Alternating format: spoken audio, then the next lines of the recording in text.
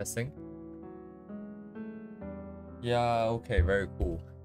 I have no updates for Live 2D because I just slept for like 3 hours or something. I don't know. I got some miscellaneous things that I am about to share. They're not really related. They're just random stuff I found on on browsing Twitter. But there's this website called wigglypaint.net. And as you can see, whatever that you paint, it's gonna wiggle. Let me mute this thing. Oh, it's already muted. It's kind of loud if you're gonna use it. But if you draw something, you can see how the lines is already wiggling. So you can just make like simple sketches on this or something. I'm using my mouse right now, so it's not gonna be very good, but...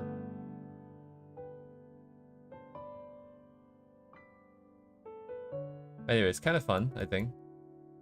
At least makes sketching a little bit more interesting.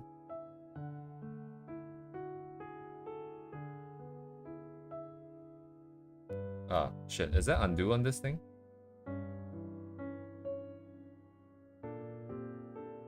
There is undo, but it's not allowing me to use it. What?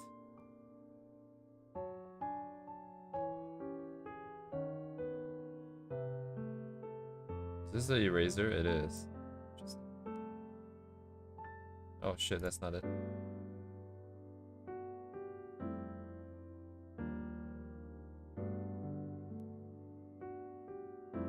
Anyways, I have the link in the chat. Sorry, I forgot to send it. I'm stupid. And then there's also this other free holographic gradient set. And as you can see, it looks pretty cool. But I think that's just because the original is really cool. If anything, the most interesting thing here is the original rendering. I would love to take a closer look at this thing, but since it's free, I figured I should share it. This just came across my timeline as well, for no reason at all. I guess this is their Twitter, the person who made this. And this here is the thing that I wanted to show yesterday. Hello, Curio. So at the very end, we were trying to do some studies with the eyes. I'm trying to break it down into the different parts. And this is the sort of breakdown for this particular set of eyes. So you can see like the... What is this? The very top of I don't know what's it called. Man, I still don't know what the terminologies are, but the very top part of the eye here with the line and the shadow here and the highlight. 3 different layers. And then the top frame, all the lashes, and the side frame. Then we have the bottom frame, the bottom line, the bottom shadow bit thing. Hello, G-Talk, J-Talk, G-Talk. Do you prefer me calling you G-Talk? There's a Y there, but anyways, then we have the highlights, we have the black part of the eyes. You can see it's split up into a lot of different layers, and once again, I do not know why you need this many. Like, at least half of this basically don't really separate from each other. So, anyways, I think I shared the link here as well, so... Anyways, I just wanted to follow up on the stuff I talked about. But I don't think this person has shown like how the eyes were rigged for that one particular model there.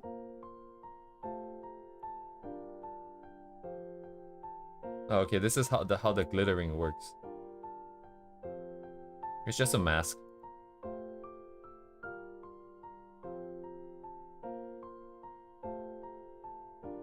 Does it move when she's turning? Can't really see whether if the eye part is moving.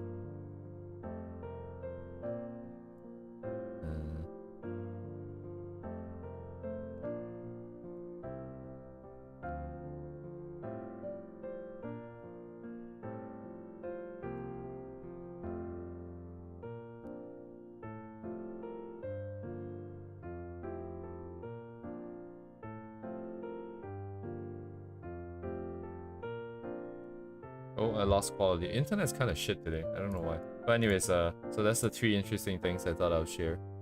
Oh, hello, Ibukize. Rise up, gamers.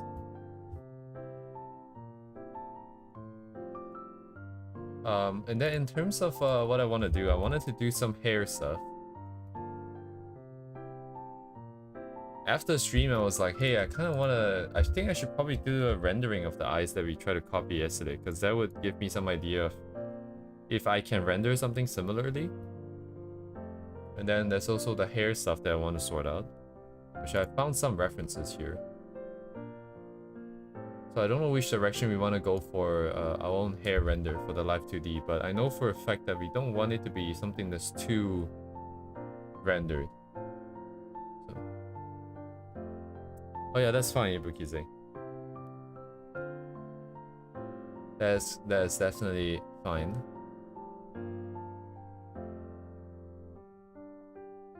Since I'm finished with all my school apps exams, I'm drawing like crazy. Oh, perfect.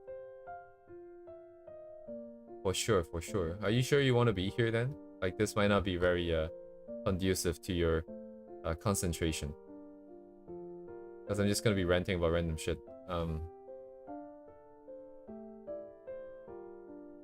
Yeah, I don't know what I want to do. But yeah, if there's one thing I figured out is I don't want hair that's like super shiny. So like highlights like this, I don't think I'll go for. And then if we ever do any form of rendering, I also don't really want like super short strokes in there, like these ones, like Liduk's study that I did like I don't know, like a year ago now almost. But dang, just an hour ago. They're writing off the high, the beginning of your break. Super motivated, super excited, and then hopefully you have the energy. Because I know I'm just gonna crash in like an hour or two. But all the best for your art.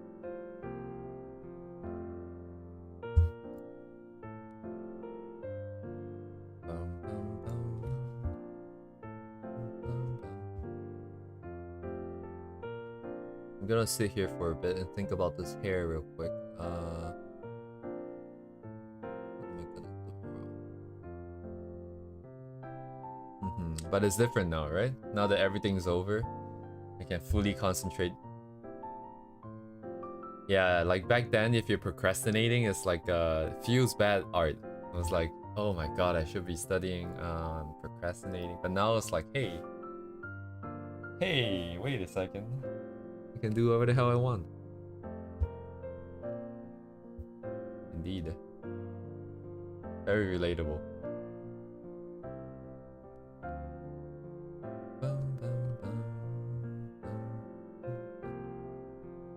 Yeah, I'll go off of I'll go for a quick trace here real quick, just for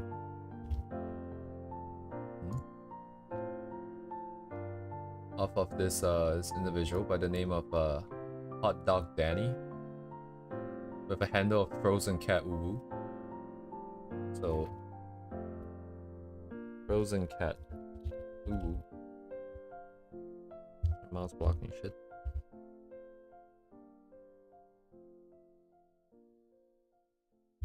Probably not gonna be the only one we do from this artist, so more folders here, please.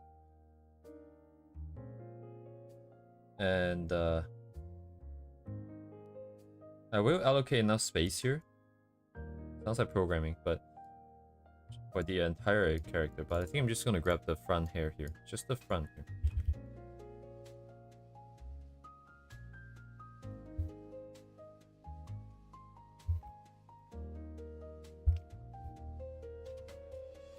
And then after that, I'm thinking like I can maybe do like more figures again.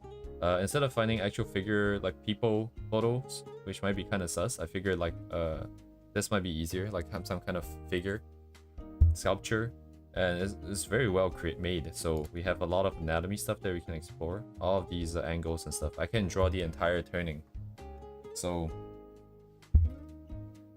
it's pretty good. So I'm probably gonna use this. I posted what I did prior to my exam in Discord so we can check it out later. Oh, yes, of course. I felt like I've seen it, I think, if you've already posted it before. And also, I just realized I haven't logged into Discord today. Man. I'm so tired. when I got back. I ate like a bowl of rice and I just fell asleep. Although I woke up like 500 times. Because I'm worried that I'll oversleep. Man.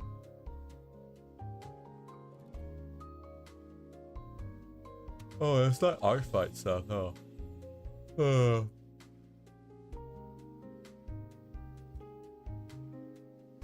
Ah, I see it, I see it. I have a friend in Japan who really likes this character. Is it Ui? The name? I think everyone calls her Stinky, right? I don't know why that's the case. I think she's canonically not actually Stinky or something. But everybody just wants to think that she is something. Because it's a girl that's literally in the bin. But anyways.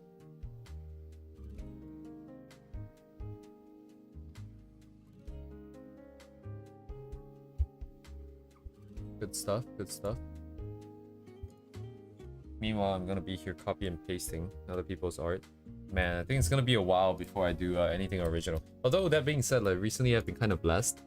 I think my timeline is getting a little bit healthier. Ever since I decided to spend like 2 hours of my life just rejecting every single, what you call it? Every single meme that is being suggested to me, and I refuse to watch a single one. My timeline has been cleaned, like it's completely free of memes. So even if I want to, they don't come anymore.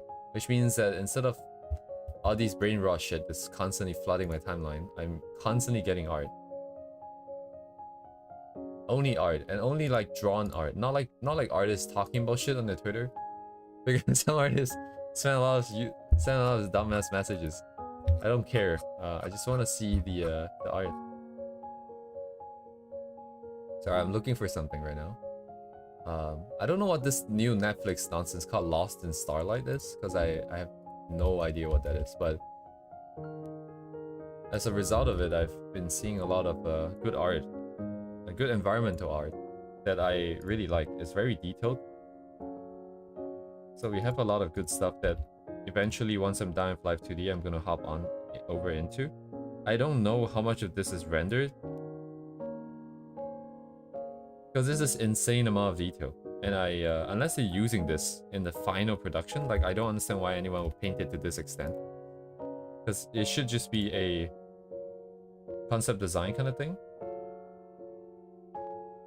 And they call it color key, which I don't know the terminology, but I feel like, doesn't that mean that this is just a simple like, hey, these are the colors and ideas that we want to see? Not like actually going to be using this illustration in the final thing. But it's very good environmental art, so I think I'll try to take a closer look. Hello, Devay.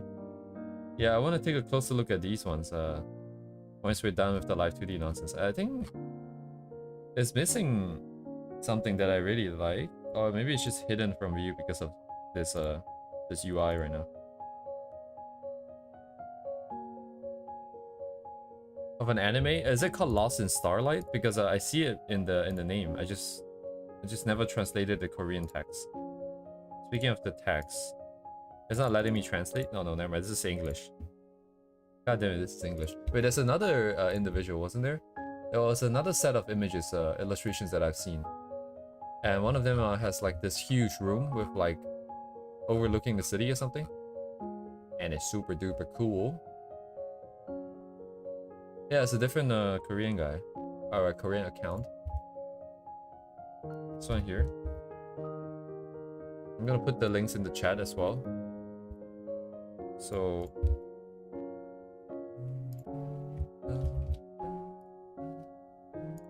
like this one here.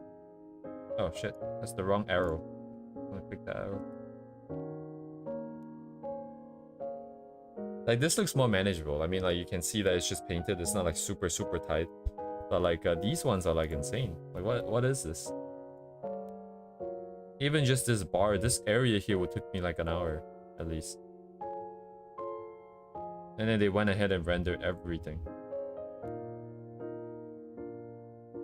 Production background, so these are supposed to be used then? How do you use like a static image like this? They're not... Oh, I guess I can make characters walk here. And then, wow. So they, yeah, I don't know how they would be able to. I really want to see this anime now. Lost in Starlight.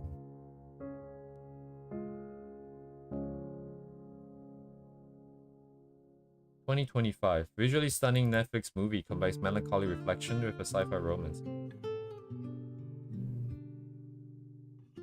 Hello, Mr. Sienter. I never watched Dorohedoro. I don't really like the art direction, if I recall. It was kind of insane. It's amazing, it's detailed, but it's not quite the right vibes for me.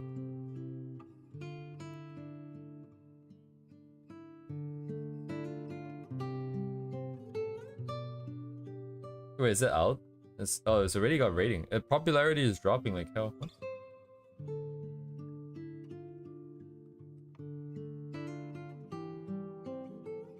7 stars out of 3K reviews.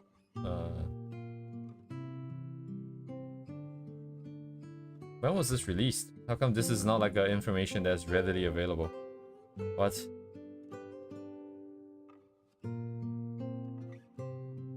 Oh, anyways, that's interesting. That's me first time looking this up. Man, like the backgrounds, yeah, okay. Okay, they're just using like for like 2 seconds. And then the actual animated scenes are pretty simple. That makes sense.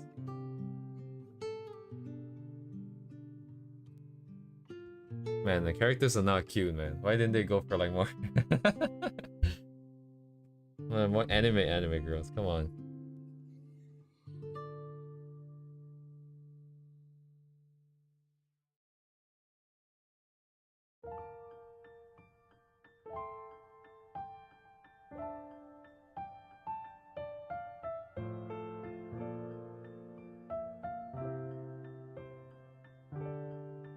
Okay, okay.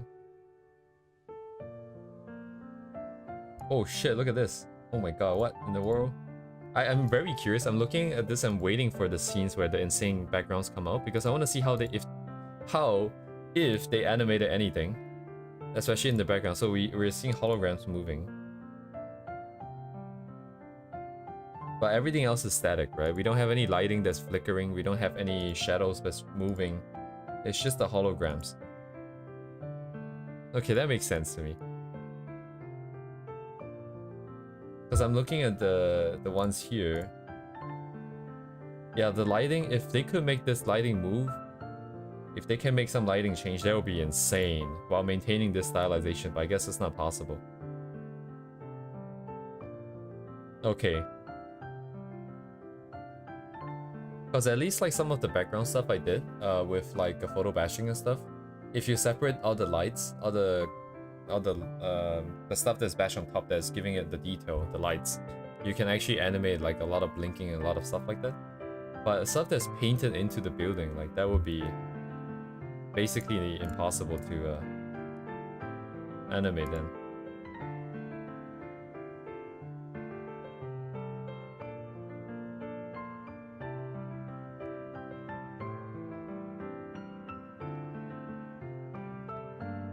Unrelated music, but kind of fitting.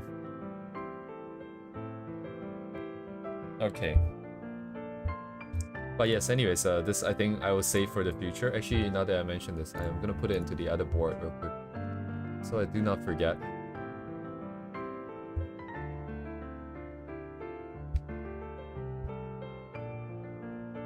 And DDoS my music. This is also Maple Story music, but someone else's piano rendition. Here. Yeah.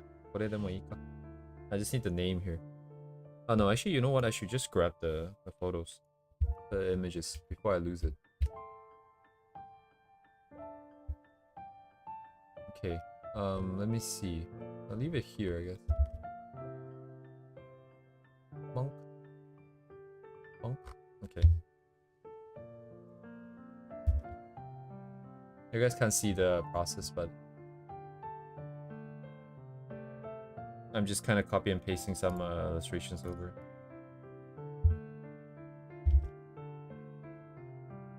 I can learn to paint some backgrounds like with this as well.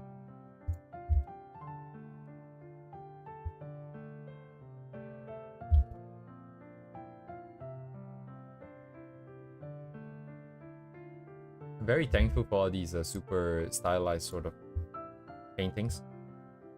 I don't know how stylized they are, like objectively, but I feel like they're very stylized compared to like an actual photo. And then people always say you should draw from life and simplify it yourself, but I don't think I could have ever done that.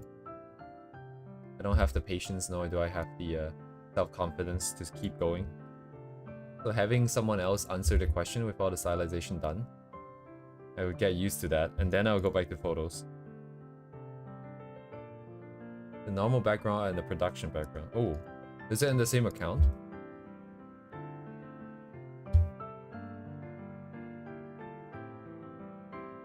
Because like some of these are a little bit goes through committees. What does that mean? Like a committee of artists to evaluate the quality? Because yeah, I imagine like concept wise, this would just be the level, right? You would just have big blobs of color, art directors. Like the shapes are not very clean, but you get the idea.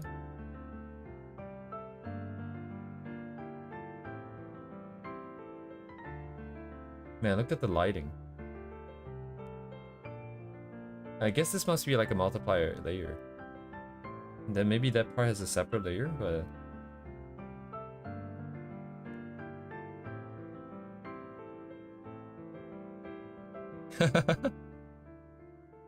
I literally can't imagine because I don't know what that would be like. I've only heard like stuff like, or like all these backgrounds, you mean? I've only heard stuff about like civil engineers and architects.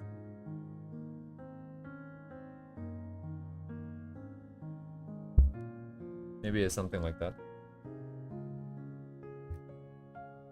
I'm just filling up my board with all these things before I lose it, because I think it's getting to the point where some of my older references, either the artist left or they deleted it off of Twitter for some reason, and I can't find all of these things anymore.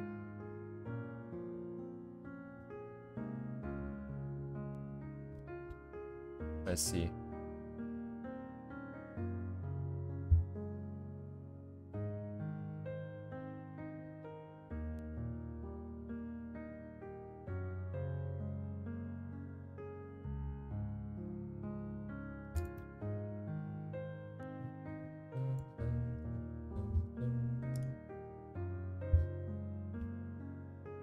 Yoink.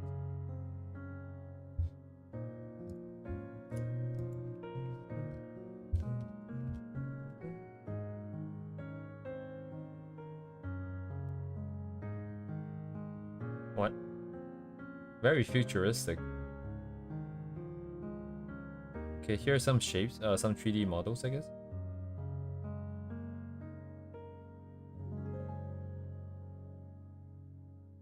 Man, the difference between the hand-drawn parts and the rendered parts. But anyways,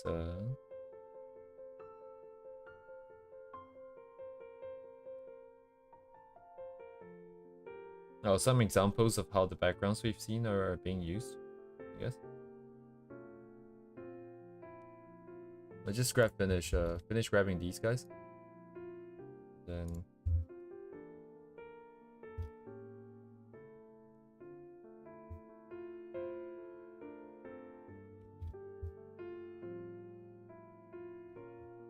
I think there's one more that I want, but I don't know where I've seen it now.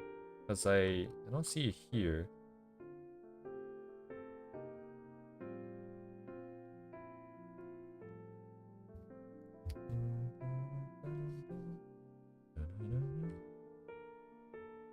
Huh.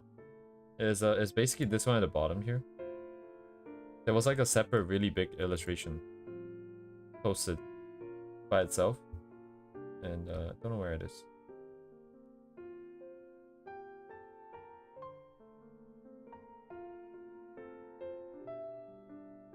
Well, never mind, I guess. But cool stuff.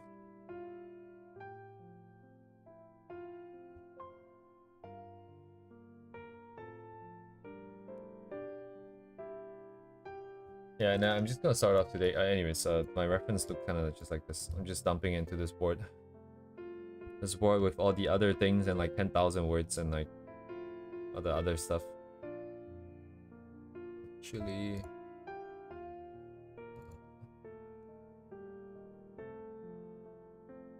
now that I brought these back out, I'm gonna move these guys in as well.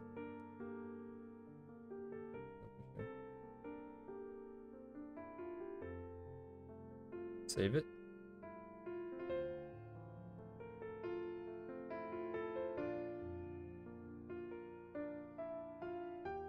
But anyways, I'm continuing my journey to do some style studies, essentially, for the Live 2D stuff.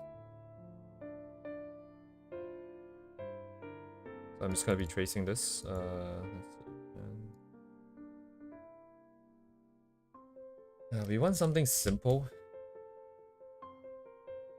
And this looks pretty simple. I want something more subtle and more gradient. And not like super highly detailed. I don't want like 10,000 details in the hair. Not just because it's gonna be a pain in the ass to make sure like all the angles look right, but also just in general, I don't really like it. Bigger and longer shapes have seems to be the direction that I want to go. I say seems to be because I don't really know yet still.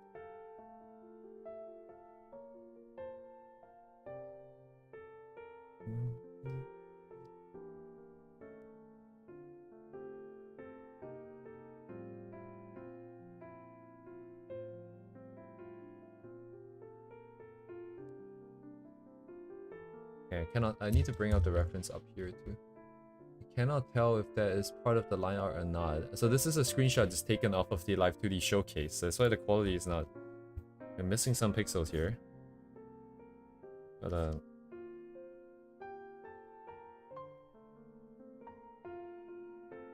would this be line art? No, it's probably shadow.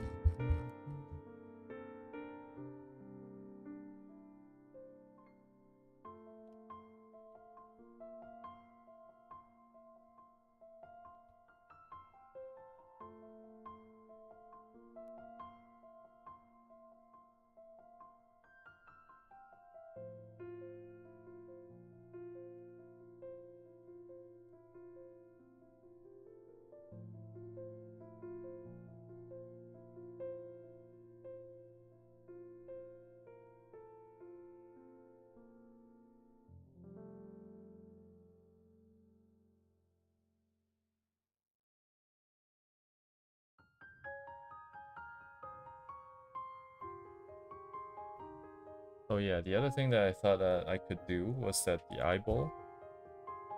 That's not a great way to start the sentence. The eye that we did yesterday, I can try and do a study of not just the rendering, but also try to do a study of the rigging. I think that might be interesting. I can set up the layers exactly as how I imagined they might be set up, and then try to make that work in Live 2D. So we just have a singular eye that's able to close and open, and then with all the physics rigged up. get a feel for hey, you know, this is how you could possibly do it. I think that might be interesting as well.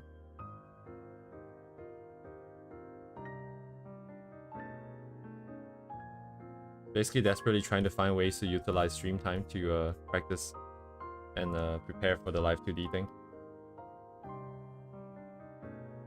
Without just outright just doing the model here. So that we can have a more interesting debut down the line, I think.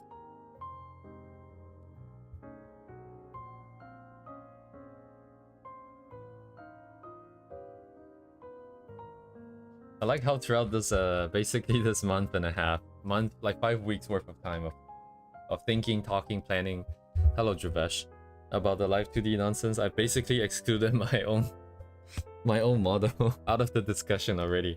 It's no longer part of the discussion. It's just like not a thing anymore. It's just that I'm gonna make up for my character, and then we don't talk about anything else. We don't even think about it anymore. But yeah, I need to come up with something for myself as well. Thank you.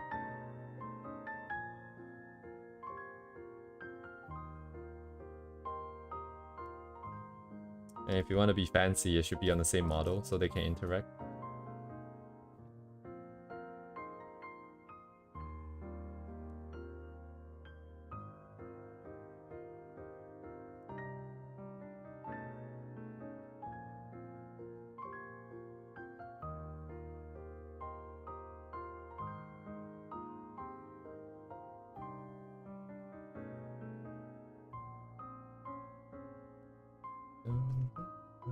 Oh, there goes the police car. Police siren out there. It's probably the ambulance.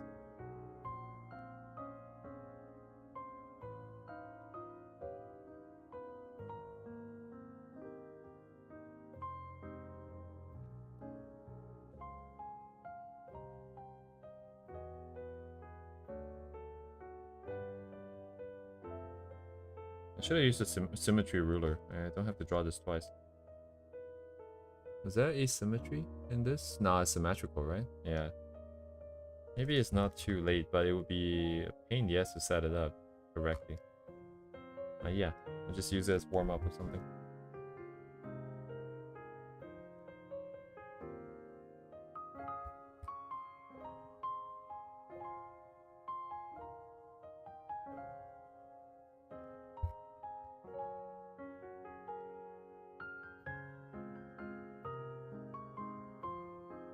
Hello, Ellie.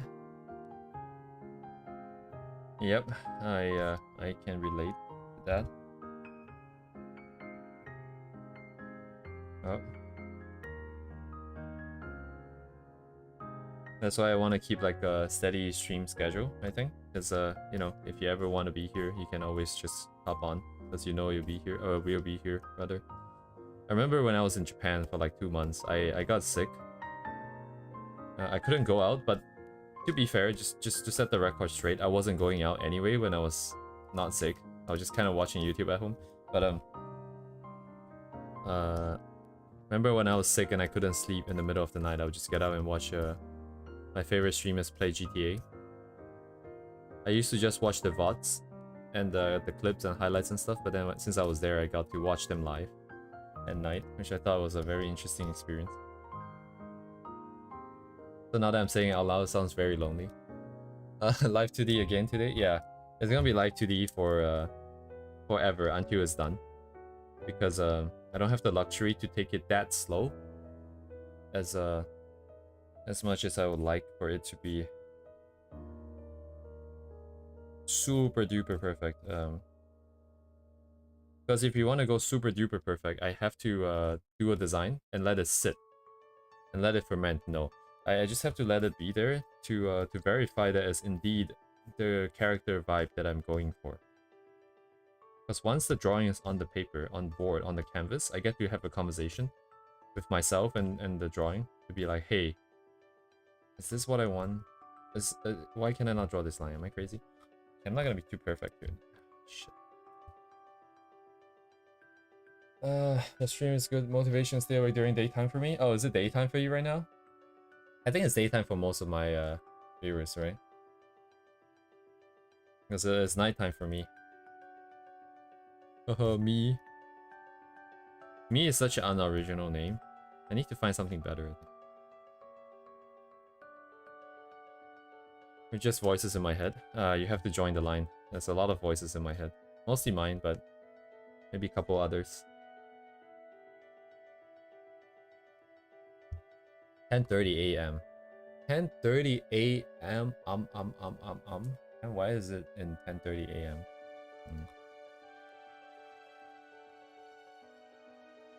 Most of my friends are like GMT plus 9, plus 8, I think. So it would be like afternoon already for them, I think.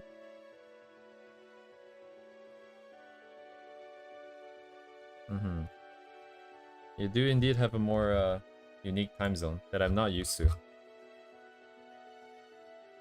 I think ever since starting to play VR chat, I kind of have like a couple of timings in my head. Oh, you add 12 and then you move back to blah blah blah and then you get like the time for this place. Is like, huh? But it's mostly just Japan and the areas around Southeast Asia, I think.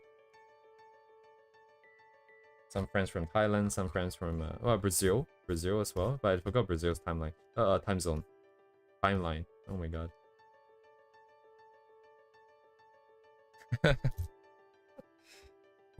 Gorgonzola? Gorgonzola? I don't even know how to say that. Wait a second, is there no line here? Is that just a shadow? My stomach is continuously growling. Please stop. Hello?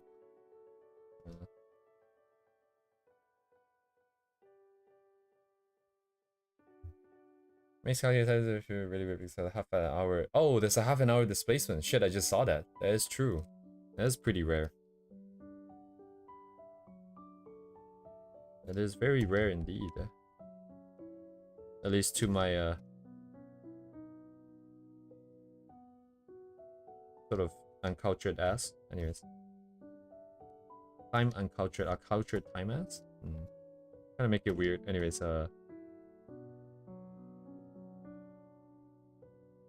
can't pull these curves.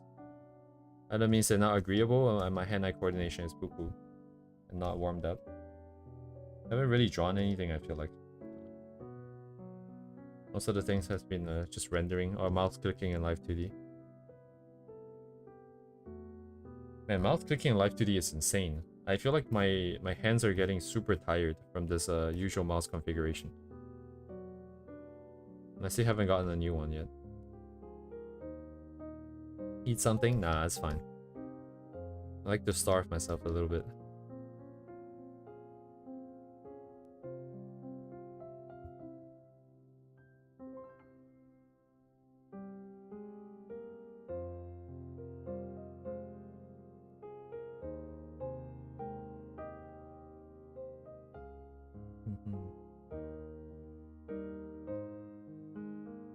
Yeah, every Monday for me is super weird.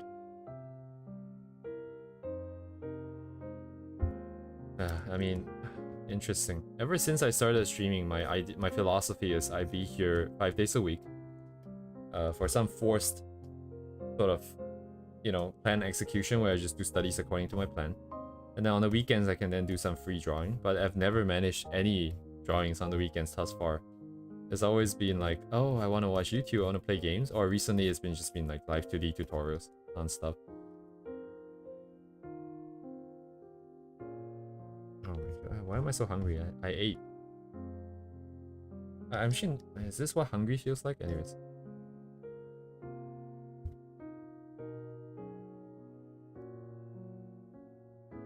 What is going on here? Dang, it's got some not so agreeable shapes here. Like this thing popping out even more. I don't like hair that looks like this. Where it's got like this gap here. I don't like that gap. I feel like I've never seen this kind of hair in real life. It feels really weird to me.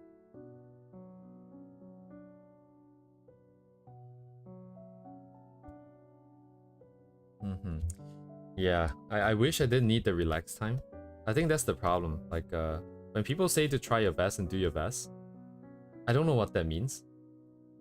Because I feel like best means zero downtime. It means 100% efficiency.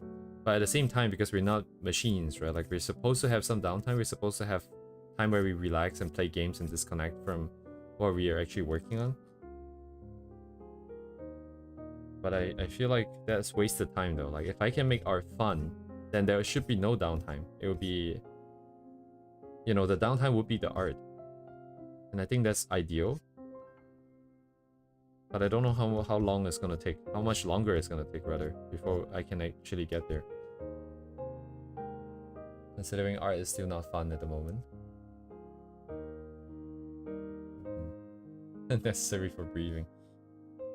Okay, so this is it. I'm gonna grab the hair, sorry, the face as well, just so the hair isn't floating. But then I can just start tracing the rendering as well.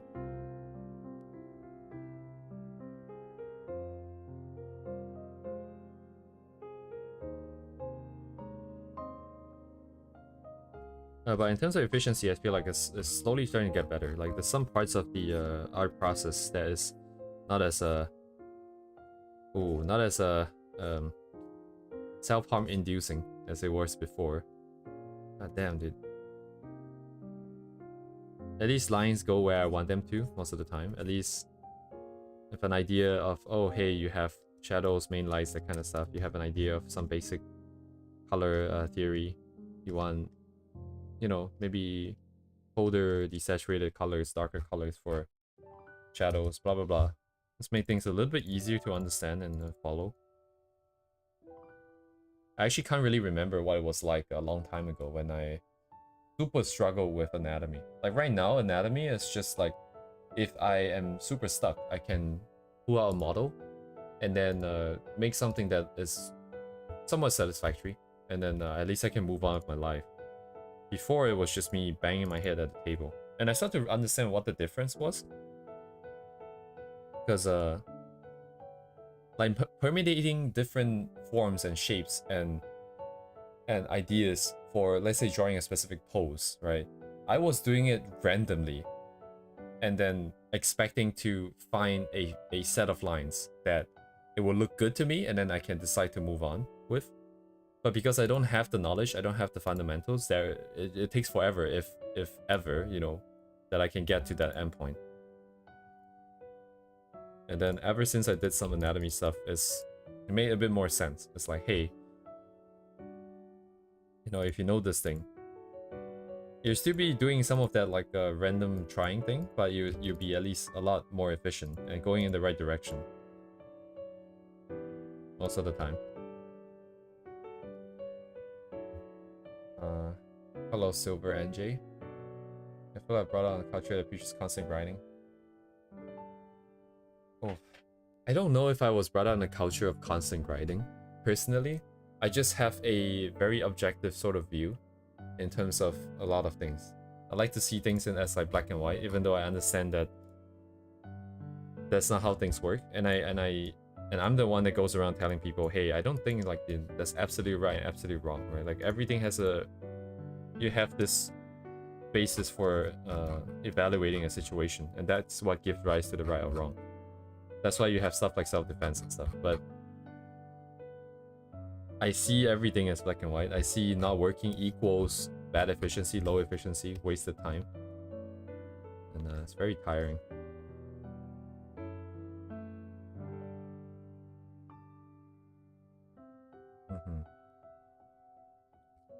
Anyways. Don't know if I can ever change that part of me. At this point, I don't really have to anymore. I think I'm at a level of efficiency that I can kind of accept. For now.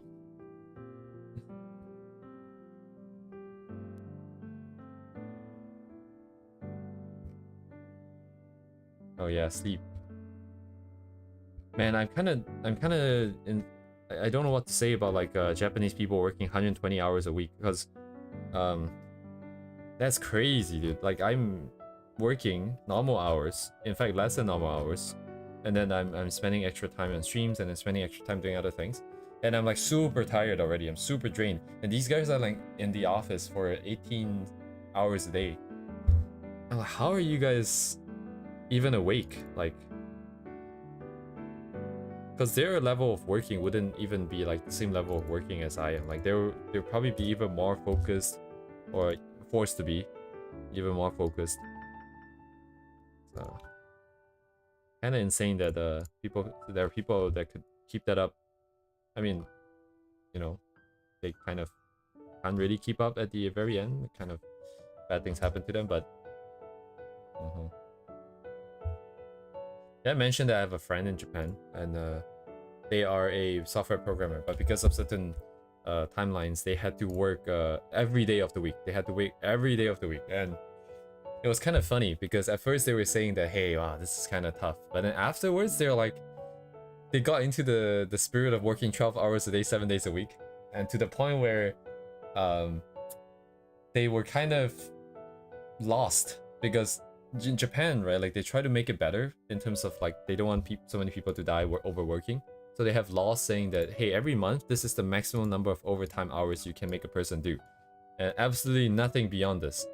So she hit that limit, and then her manager is like, hey, you can't work anymore. She's like, oh, okay, I guess. And then she's like sitting at home and then on a Discord call, it's like, I don't really know what to do now. I guess I'll play some games. Yeah, go play some games, man. What a different world, dude. I'm not too sure, but I believe that they have this law that says that maximum of 100 something extra hours a week, a month or something. Is it even 100? Because that's a lot, considering it's supposed to be a 40-hour work week. That would be double the amount. I don't think you can do that.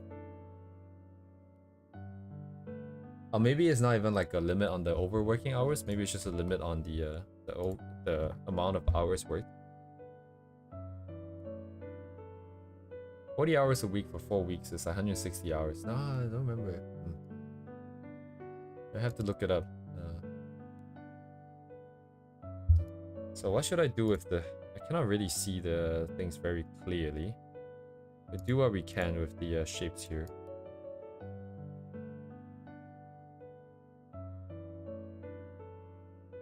How do I used to trace this? I think like this, right? Yeah. Except the base is super light. I need it to be transparent while maintaining this. So I need to bump up the contrast here. Yoink.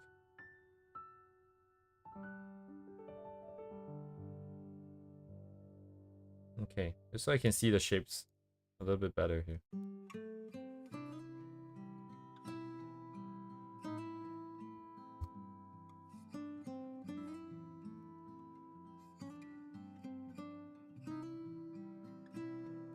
Man, I still cannot see what's happening, but it's okay. It's a rough idea of what we're working with here. Oh yes, forgot to send the reference link.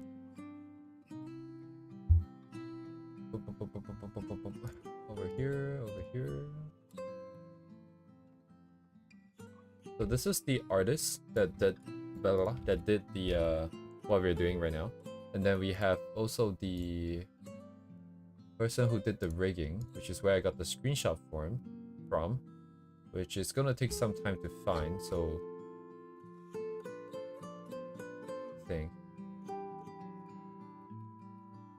So maybe I'll do that later. By that I mean I probably just skip it because I'm too lazy. Yeah, hot dog Danny, and then with a handle of frozen cat. Ooh.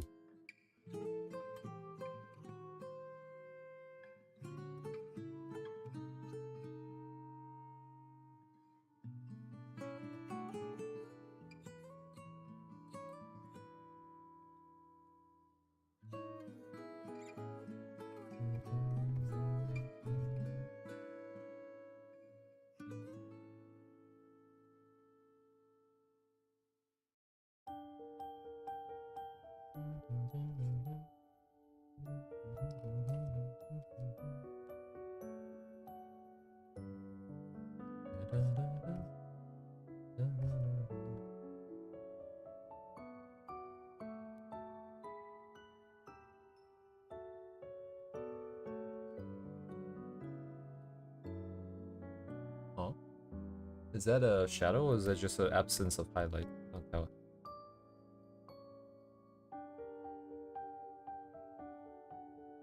Oh, there's a line that comes out here, but deal with that later.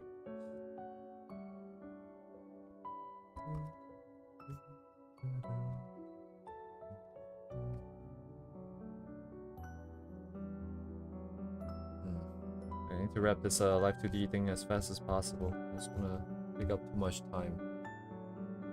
I have a lot of time left to deal with all of my own projects. Life is gonna catch up, and then it's gonna be a problem when everything comes at you at the same time. So I need to bring up my competency for backgrounds up quickly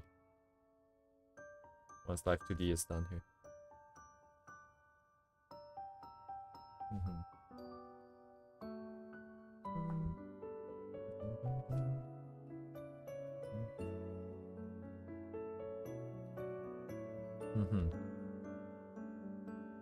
Very cool, very cool.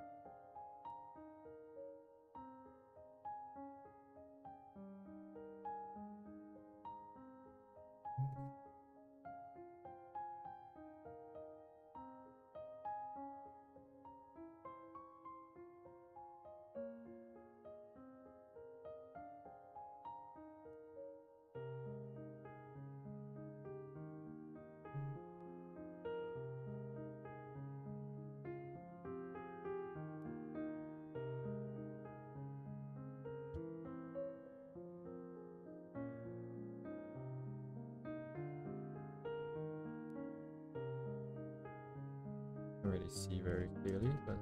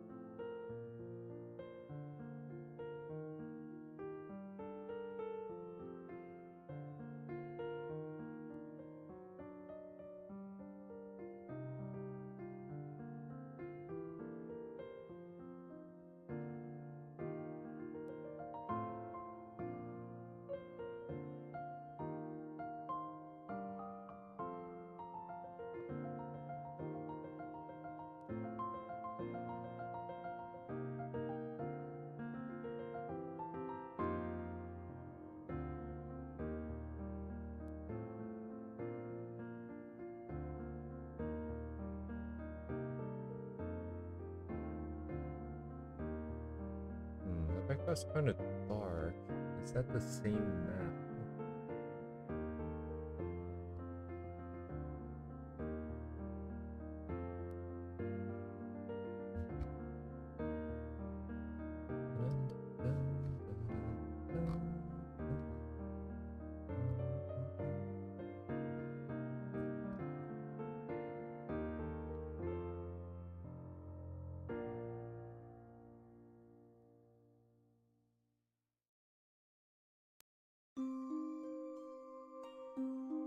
What kind of gradient?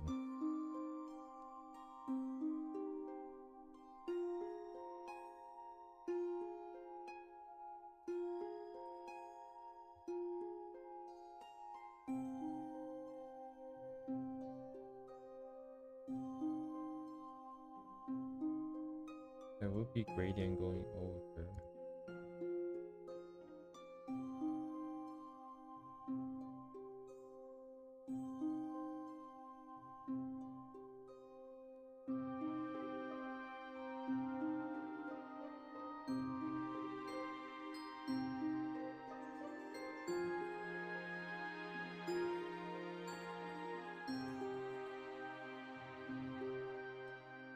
Suppose I would take this part too.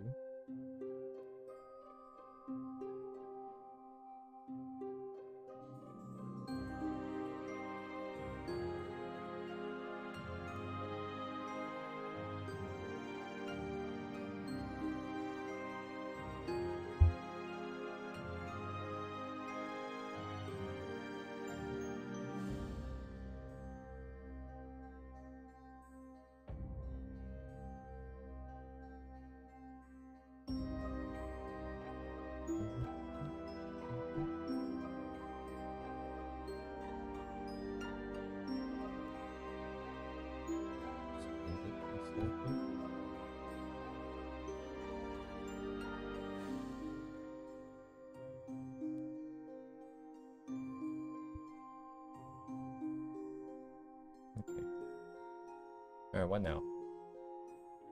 There's a lot of subtle colors that I cannot see. We don't have enough pixels here. Kind of merge together. Let's get all the big stuff out then. For the highlight.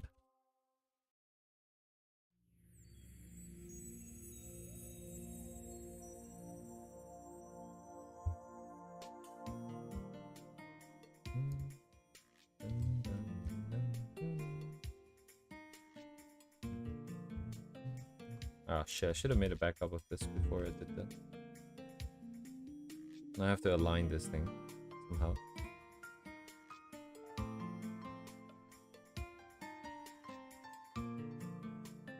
Who is this you're studying? The artist is the link that I just sent. The latest link, the last link that I sent. The handle is a frozen cat ubu.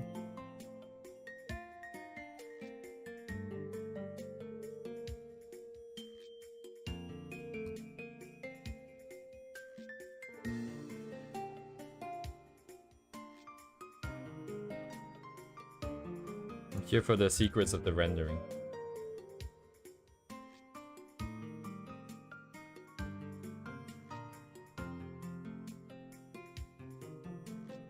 It's so hard to see this.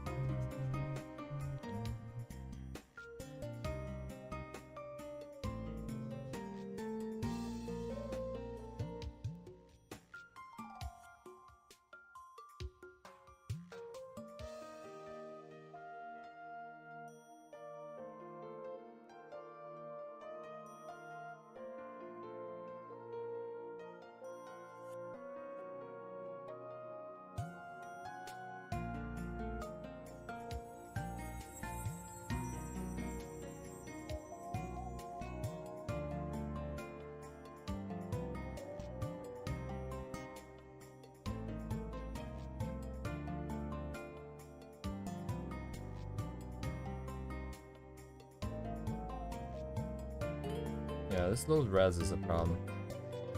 The artist is all about being very subtle with some of the color changes and edges. Cannot see any of those.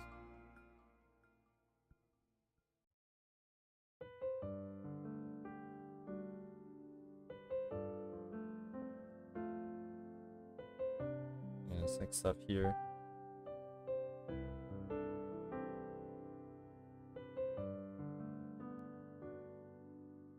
Oh, shit.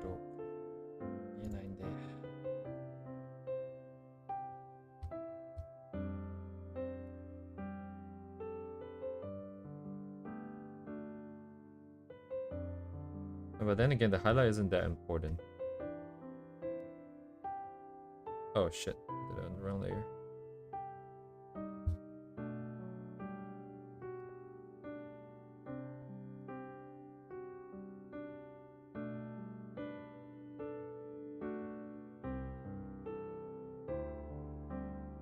Because my goal isn't to replicate 100%, it's just to understand the actually mostly the first shadow here that's already put down.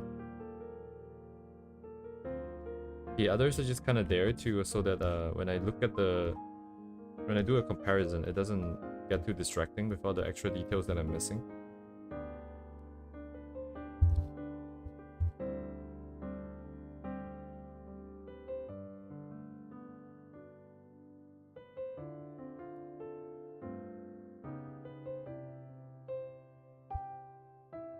Yeah, it's missing some stuff here, missing some stuff there.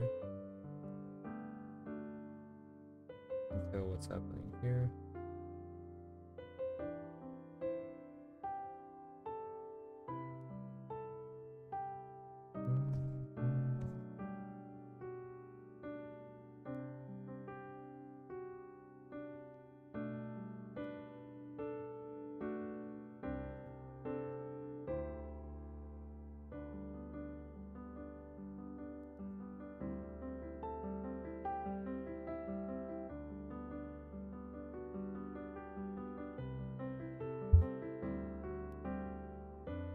What would be the difference?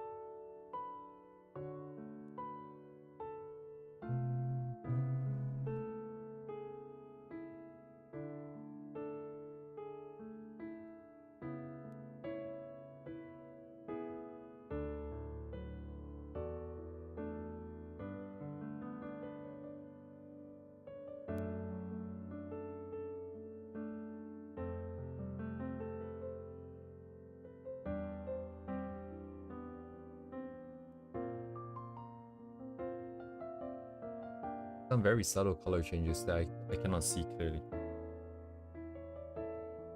Bottom part here. Top part seems a little bit bluer, very tip, a bit more desaturated perhaps. A bit brighter, a bit more desaturated. Shadows in the back are also a bit grayer. So this part top, oh, it's darker. Oh, I didn't put the... So this side of the face is darker, but I don't know about having one side of the hair being darker. I think that's just more interesting thing to look at if we do that. But it's not balanced. I darken this part here. Oh, it's okay. Remove that.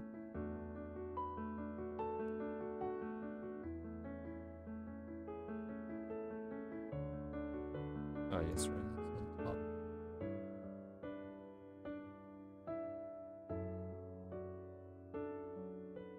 If I don't do highlights and it's just like this. And then, oh, okay, right. So I'm not super coherent because I don't know what is it that I want to say. And then when I open my mouth, I realize I have another thought immediately. So I'm just bouncing around. Uh, just know that if I'm not saying anything coherent, it's probably because it's not worth listening to anyways. Just ignore it. What is the other artist that I'm looking for? I should have to. Oh yes, right here. Grab it.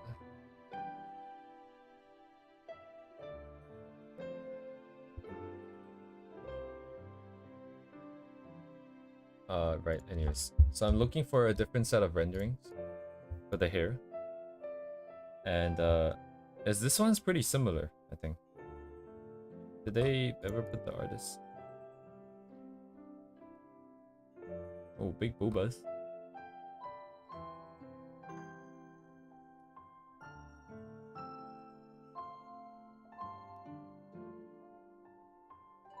Yeah, the hair looks kind of stiff. I feel like it's because all the shadows, sorry, all the highlights and stuff didn't really move. So I think it's best to avoid it, perhaps.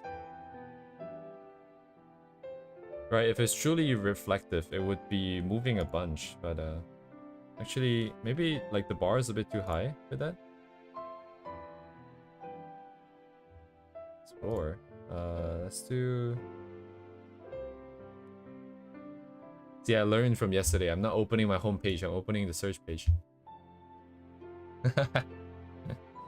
Yeah, for sure, Ellie. Every time I find myself trying to say something that's a little bit more coherent or useful or requires a bit more tact, I just stop. My hand has to stop.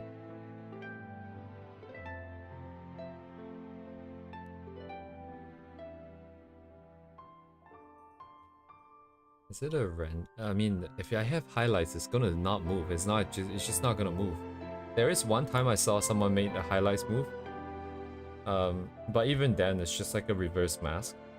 Or like just a mask. Maybe just a little bit like that would be good.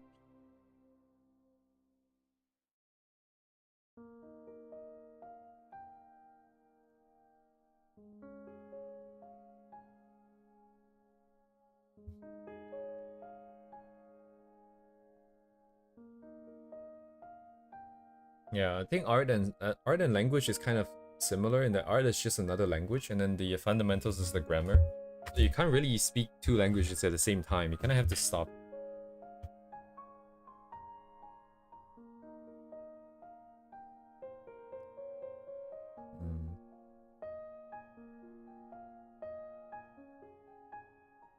Oh, I'm getting super distracted because now I'm remembering that I saw something today in my timeline that I bookmarked that had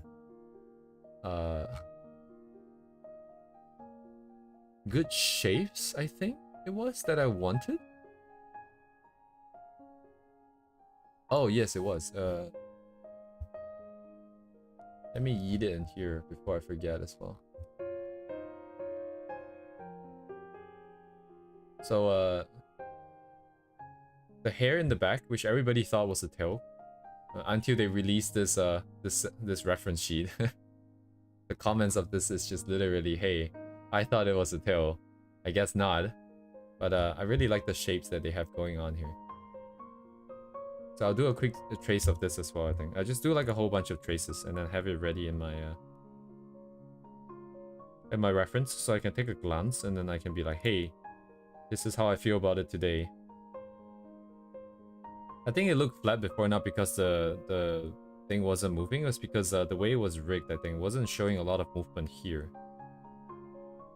It wasn't very, like, it wasn't bulging out that much. Oh, I'm getting spooked. Something about this I really like. I'm not sure what it is. Do a quick capture here.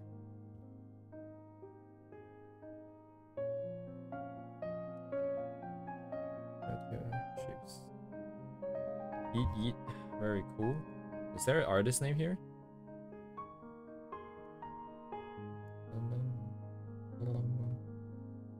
Oh, hey, this is that one place in Japan in the middle of the mountain. Like, there's a couple of very famous onsen places, and this is the Kusatsu, which I think it takes you like a couple hours by bus from Tokyo. It's in the middle of Japan, like almost right smack in the middle of Japan. They got the one where they dance with the boards to try and make the water a little bit colder. I think. Oh, shit. I don't know if you guys caught that, but I would not be going down that page any further.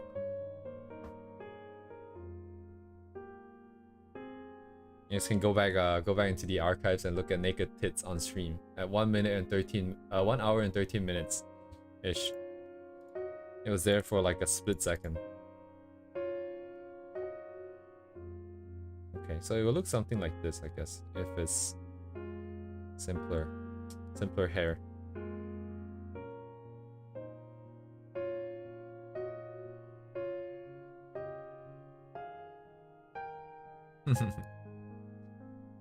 You know, it happened, so might as well make full use of it.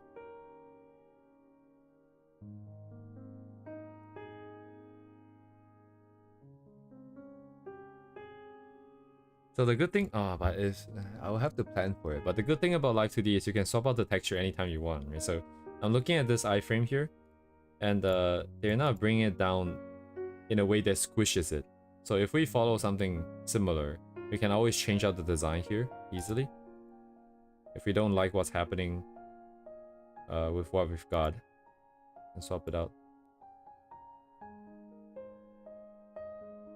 Okay. Might not be that simple though. Yeah, especially with the hair. Because if I change the rendering, it's going to be hell. It's going to be a lot of work to redo. I'm gonna ignore this for now. I'm going to do a quick study of 2 more things real quick. Number 1 would be... Oh, did I close it? Shit. Let me reopen it.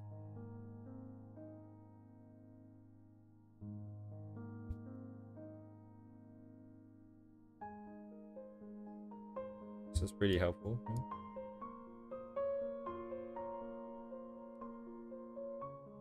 Oh, but I want to do one of this here. Who's the artist though? Did not mention the artist? Oh. Holy shit, what's happening?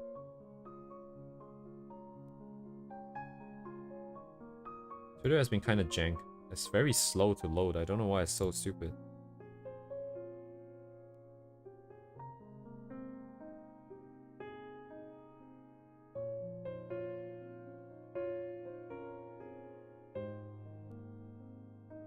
Okay, I don't have the artist, so I'm just gonna have to send the rigger's address here. Address? Oh, that sounds very scary. Very sketchy.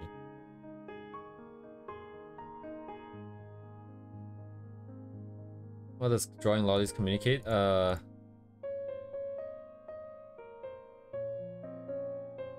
a good question. Some form of depravity. Oh, front view. Okay, perfect. Except some stuff are cut out, but I guess we'll deal with that. Oh, I'm noticing very distinct lines here. Actually, how are the hair set up? Is this one group? No, it's 2 groups here. I think this is going behind it. So this part here is going behind the one on the left here. So that would be a different group. And so is the one in the front. So this will be 3 separate layers then. It'll be one in the middle here, one on the left, one on the right. But everything else is merged down together. So we have only just 1 set of layers, I imagine.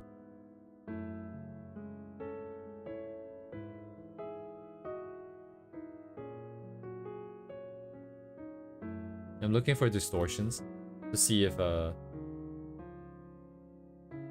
There's one thing that okay, so for example, on this side of the, right behind the accessories, you can see that there's a line that is meant for the front, this front bundle of hair. And as it's moving, the line is still constantly being shown, right? Even though like this part is overlapping. And one could argue that you might want to erase this line art if it's overlapping like that. So I'm just wondering if they have done that. Clearly they did not. Because that would be one extra set of layers, but what would happen if she goes bald? I'm sorry, what? She has battery indicator on her hair. What would happen if she goes bald?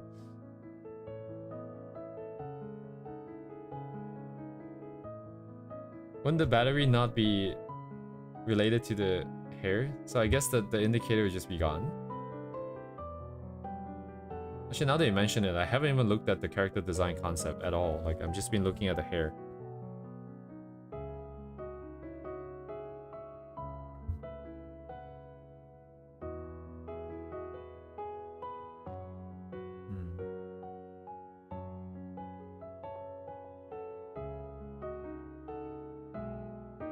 I'm just staring at this because I'm trying to imagine how I can add more hair on this.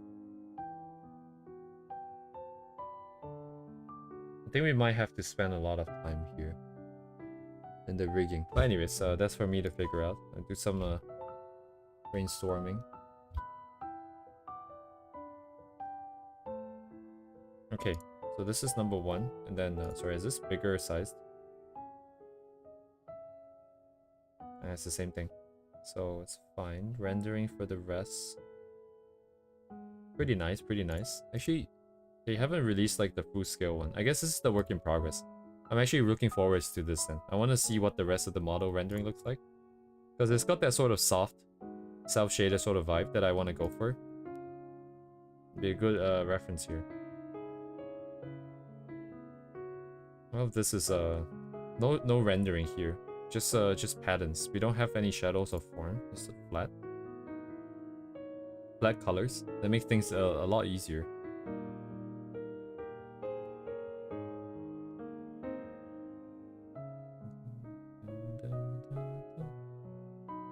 So looking at the back of the hair there.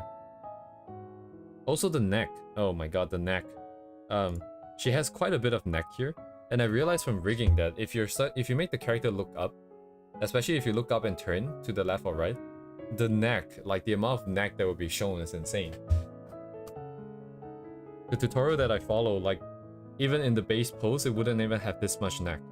So that when you go up, it doesn't look like super long. But you don't really get to use those angles anyways, so it's not like it would be that bad. Okay. So I don't know which artist this is. So I'm just gonna write the handle of the rigger, which is 56567.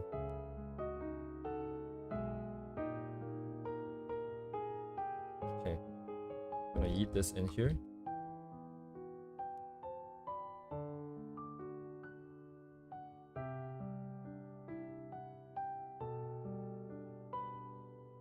No more naked bodies to look at. Very unfortunate.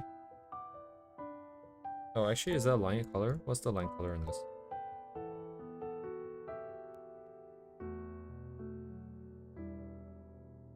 Oh, the lines are very subtle, actually. There's a lot more control on the lines than I...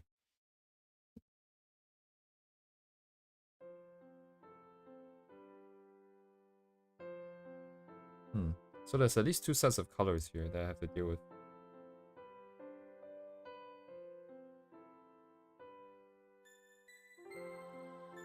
The darker set?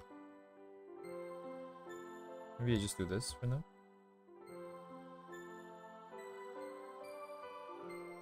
And then one that is closer to what is actually around it. So maybe here and then dropping a little bit.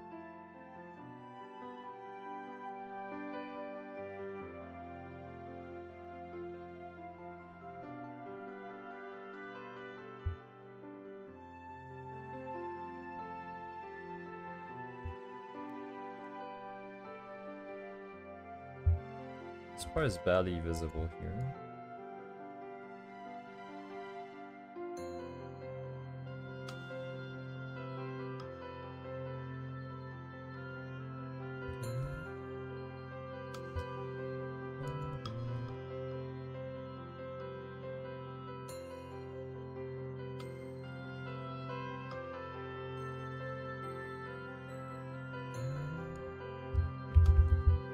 Cool. I think that would be fine for now. Oh, that is in front. Oh yeah, not that important.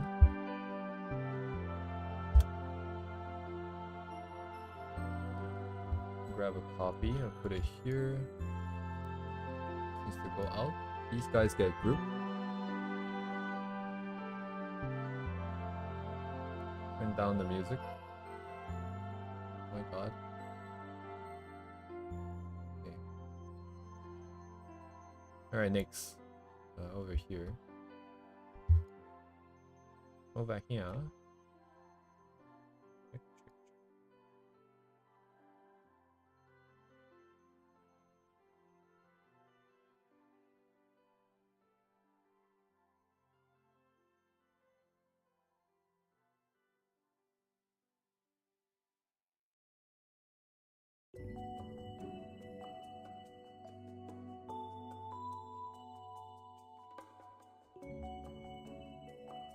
Broski. Cannot, these are not agreeable curves. Okay. I cannot get the exact sort of vibe.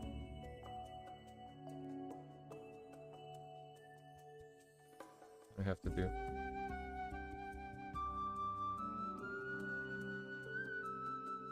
Very long straight stretches. Guess I have to fix this.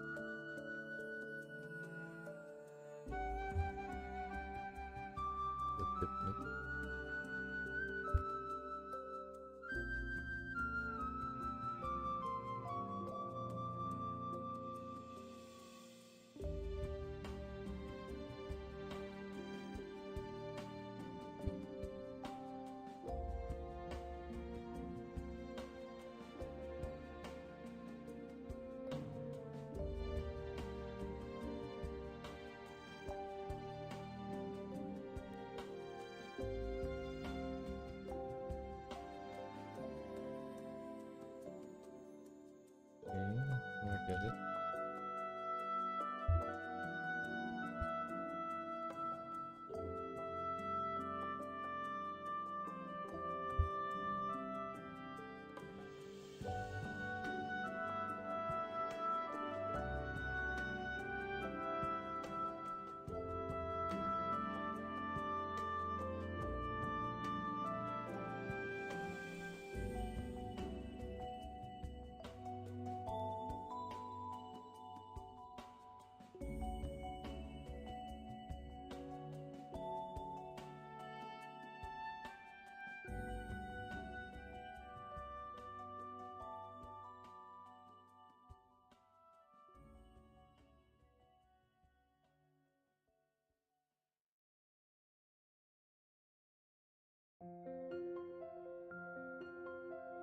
Is that shaded? Oh, it is shaded.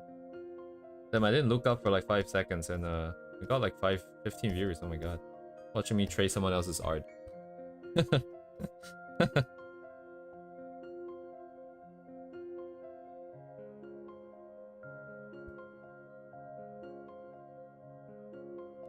Yeah, I put the I put as much reference as as much of the original source as I could, which is just a link to the Live 2D rigger, but I don't know which artist this is.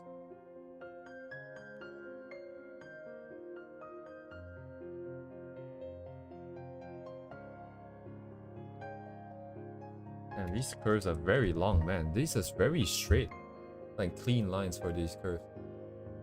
Although the lines, like this is why I like tracing, and just going through some other people's style. It's like it looks very like the line arts didn't leave as strong of an impression as I thought they would have.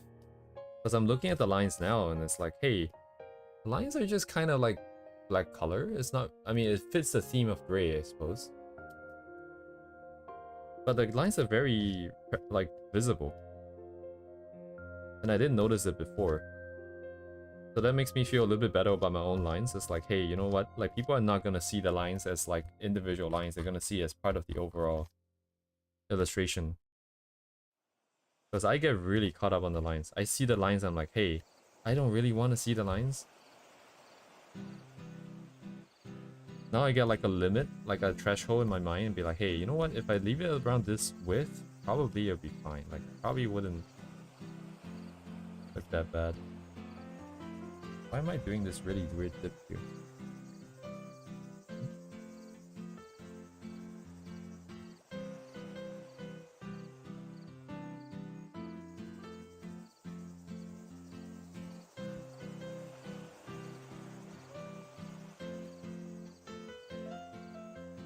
Okay, that's good enough. I don't want to try my luck here too much.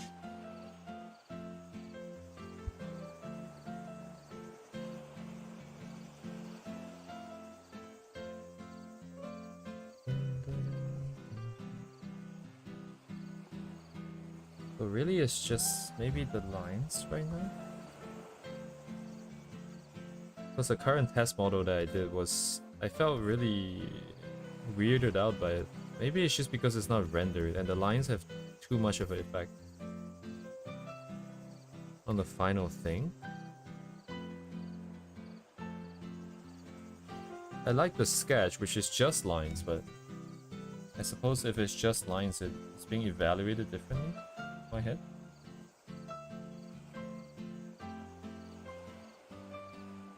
Okay, is this joined? It is. Oh, so it tapers in.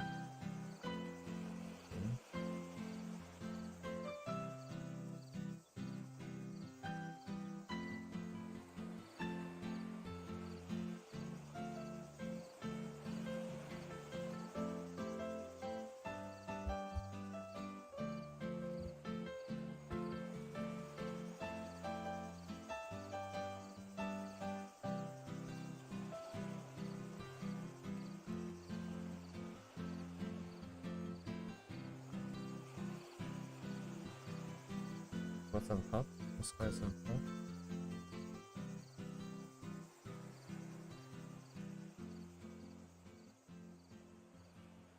What is on top? This guy's on top.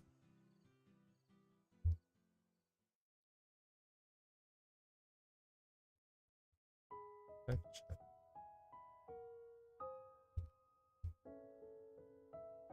Taper the lines, that looks fine.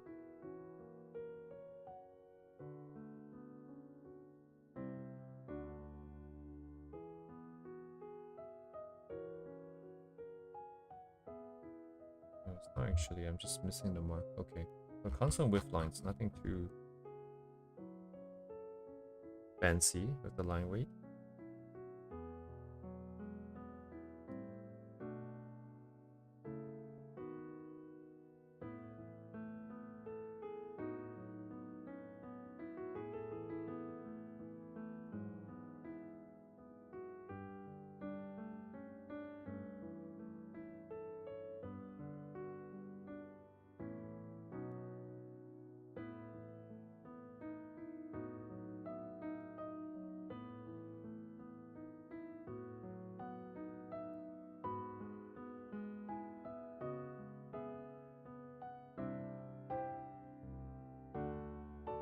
Oh dang, I hit that. Okay.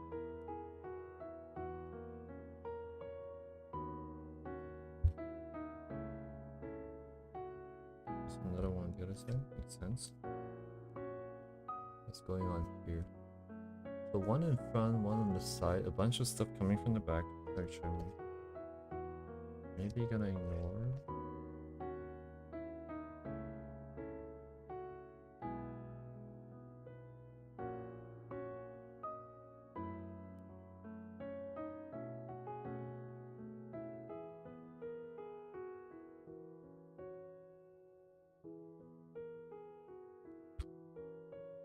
11 o'clock.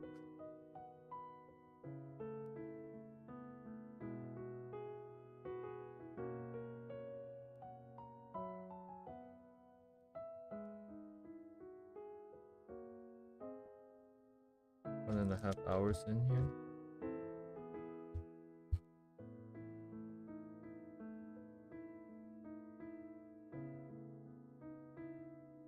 Angle Nakusan.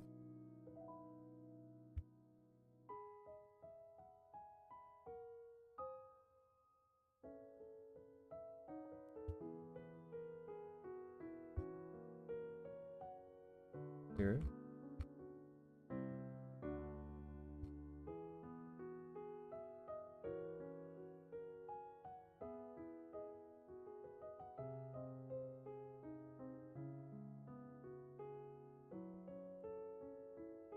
Oh, I see. Let's just pop a new layer.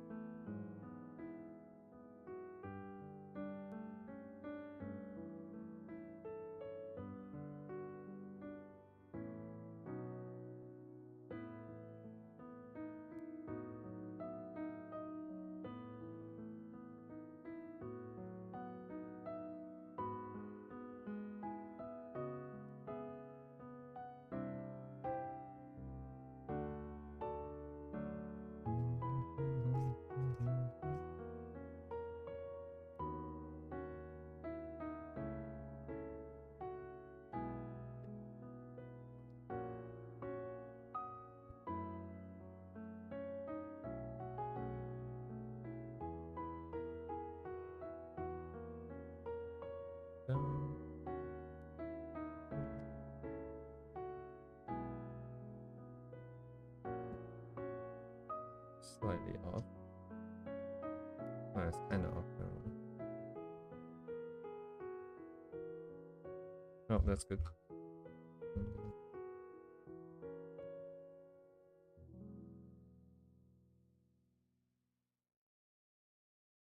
Oh, what is going on here?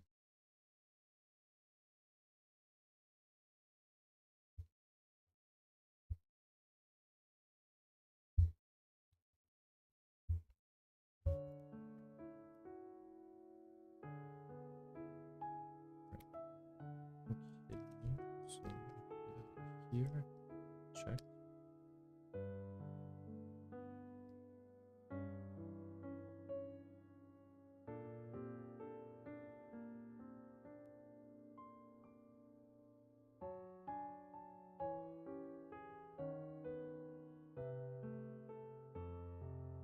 Yeah, I'll leave it like that.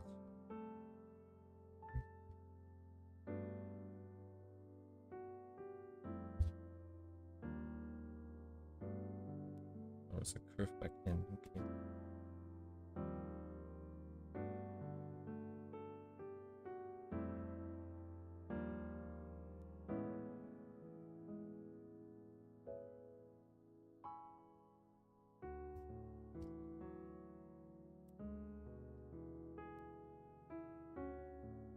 Okay.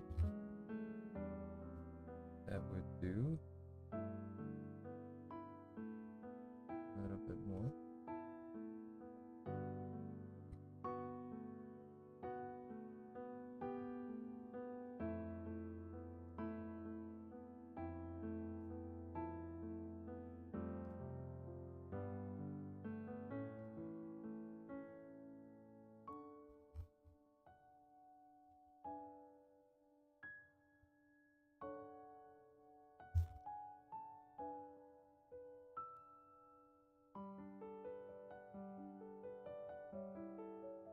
Oh, yes.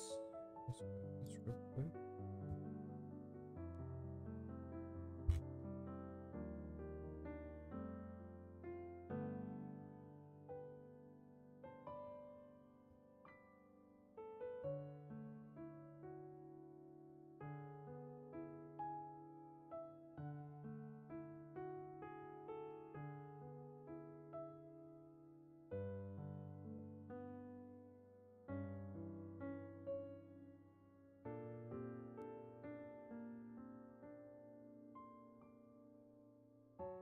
Is that your daily?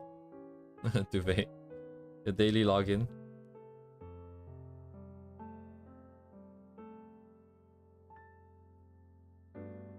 One second here. I'm just gonna wrap this up real quick. I'm gonna leave that like that. I just need the contour of the face right to keep things controlled.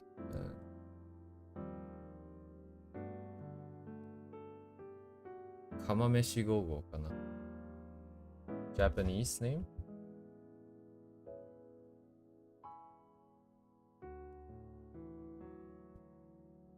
Oh, Is this safe for work, Duvet? Let me double check.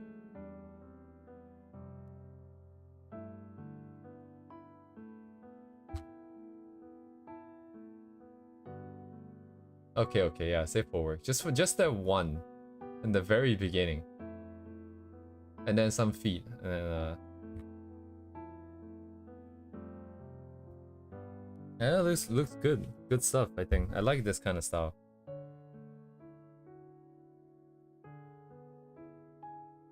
More gradients. Larger shapes.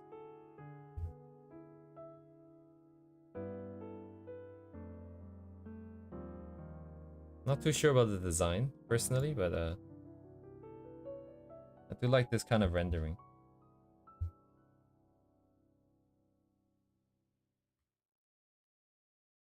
Oh yes, let me put the link here.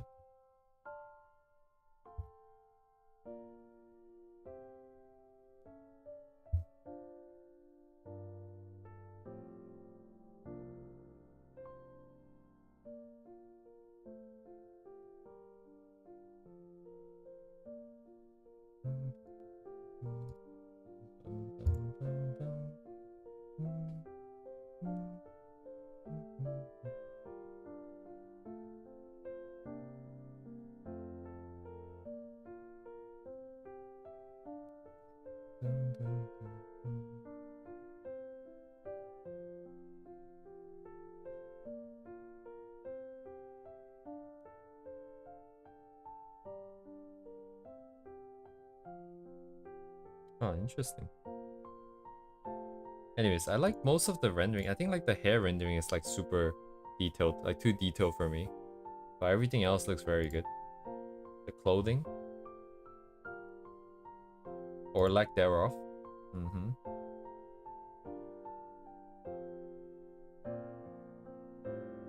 I do get like very, yeah, like kind of Doki Bird vibes from the eyes. I feel like.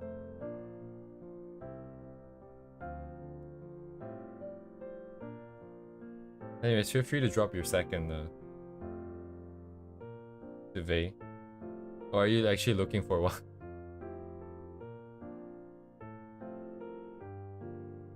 You didn't recommend two already, right? I think.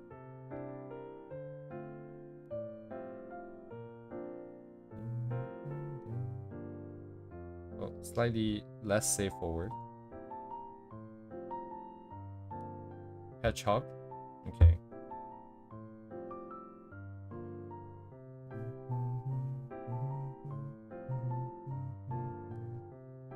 Did they do official art for... Oh, I see. That's why I felt like it looks like... Because they were the designer. Okay. Makes sense. Sorry, they were. They are.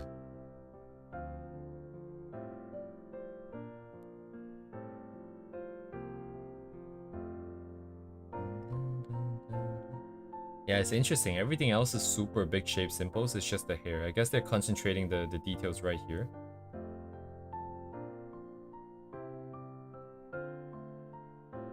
Yoink. Thanks for sharing as usual, Duvet. I'm gonna verify this real quick. Off screen. Korean artist. Hello. Quite the whiplash there.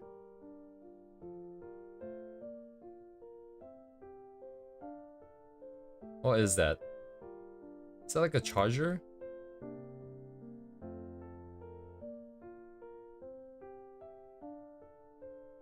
What in the world is this thing?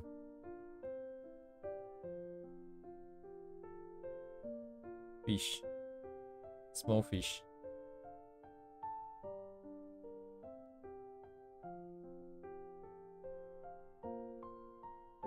I don't know. No comments. I I like his stuff too, you know. I don't personally like this kind of proportion. I think. I remember like this is like wasn't there like a whole bunch of meme characters with these kind of proportions?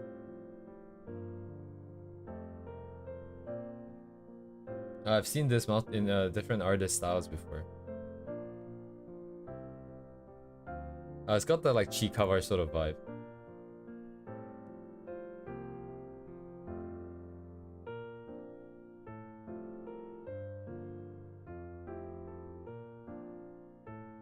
I think that's like another set of cute characters by the name of Cinnamon Rose or something. And then I mixed them up. I mixed it up with Chikawa, and then I got ripped a new one by like a JK. Cinnamon roll. Yeah, okay, I thought this was Chikawa or something. Oh my god. She was not happy. She was like, how could you? I thought this was Chikawa. What? Come on, man. It's basically the same thing. Come on, dude.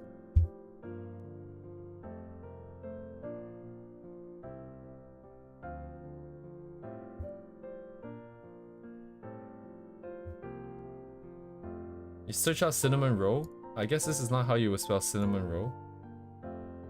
Because there will be an extra N. I was gonna say like there's not even a single cinnamon roll, but... God damn, this looks good. Damn, this looks so good, dude. Shit, let me look at where I can buy this. Where to buy cinnamon rolls near me? Oh, like there's like cinnamon rolls in like Walmart or something. Maybe I can go find some cinnamon rolls in Walmart. Yeah, I feel like eating cinnamon rolls now. I'm gonna drop by Walmart on the way home tomorrow or something.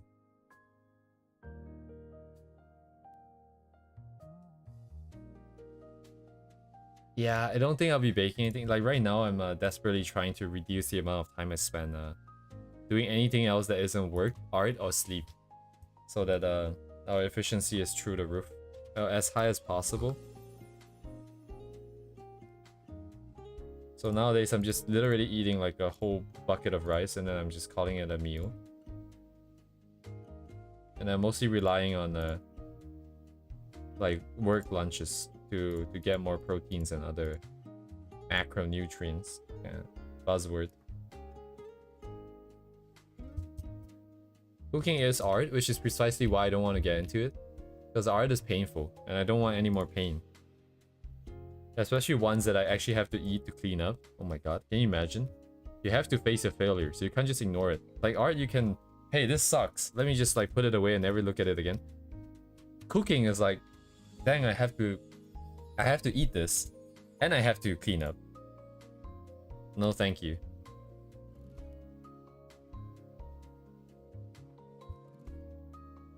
I did have a friend, I do have a friend. He's still alive. Thank you very much.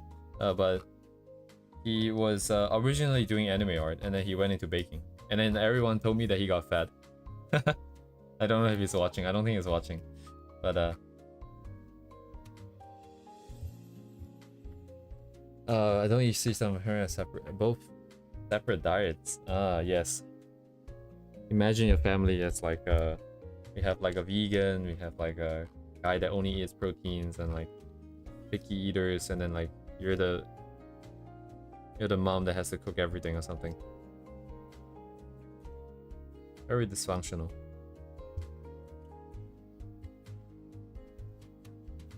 I honestly don't mind baking. I do like baked stuff, pastries and stuff. But man, the cleanup, dude. No, thank you.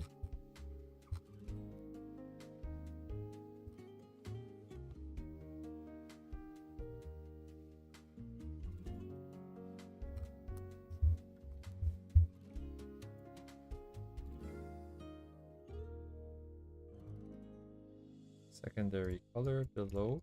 See? Check.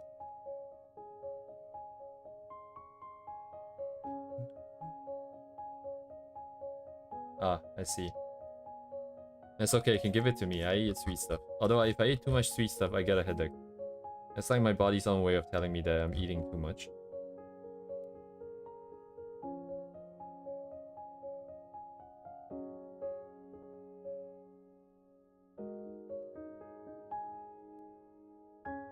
apples are too sweet? Oh my god. That's kind of tough. But at least you're not like over here in North America where everything is like insanely sweet.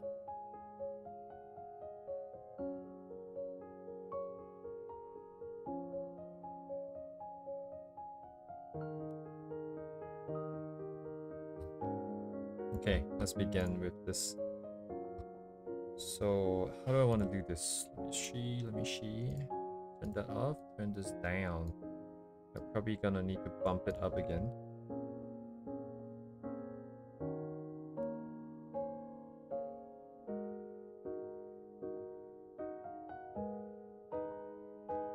Yarisugi. Yarisugi. Wait. こんぐらいかな。こんぐらいにしましょう。A lot of it is gradients. I was living in Canada for years, having vegan Asian taste. Can I handle how sweet or cheesy everything was? I guess.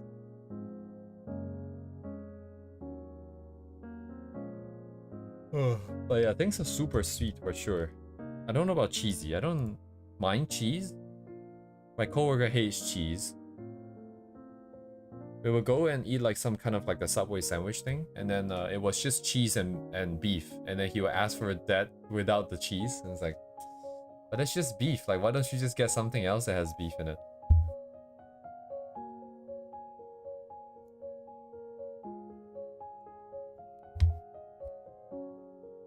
Cool guy.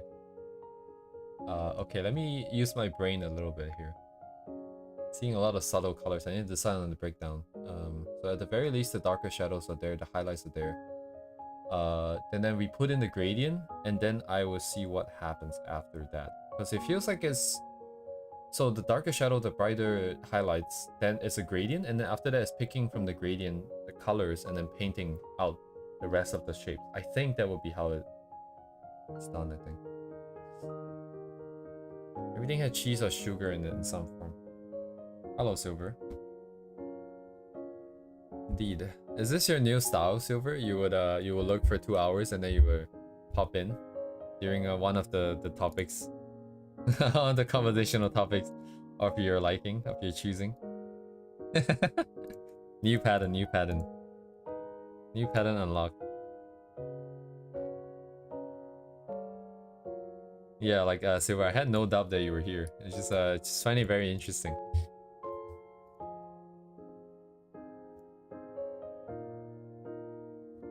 I'm not complaining, of course.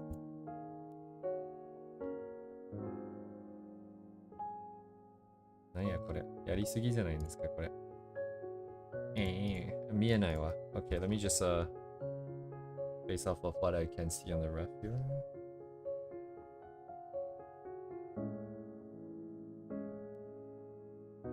Oh, of course, Silver. Please do take your time, enjoy your time here. Do not know how conducive my stream is to other people's work. I don't have like a very calming voice, I don't think. I was watching like this one YouTuber's shorts about his I think I showcased his stuff yesterday about the way that he did some rigging, right? And then his voice is like smooth. It's like ASMR voice by default.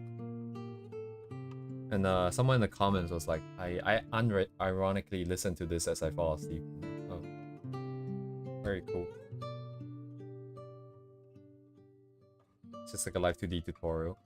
Listening to that for sleeping. Okay, now this is this part. So I'm only taking the super dark parts right now. Ignore everything else, please. Yeah, thank you very much for the vote of confidence. I hate my own voice. I think most people do dislike their own voice because it's very different from what they imagine. I did mention this before on stream that I tried auditioning for Nijisanji before, and the criteria is to make a 5-minute video, right? Of whatever the hell that you want, but you have to come up with a character, and stay in character. That was the worst experience of my life. Because I had to listen to my own voice repeatedly, acting out a character, which I have now come to realize is not something I ever want to do again. So none of that for me. Thank you very much.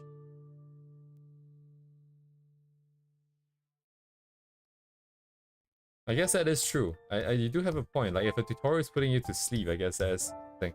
But it is a short, so I guess it's not that bad.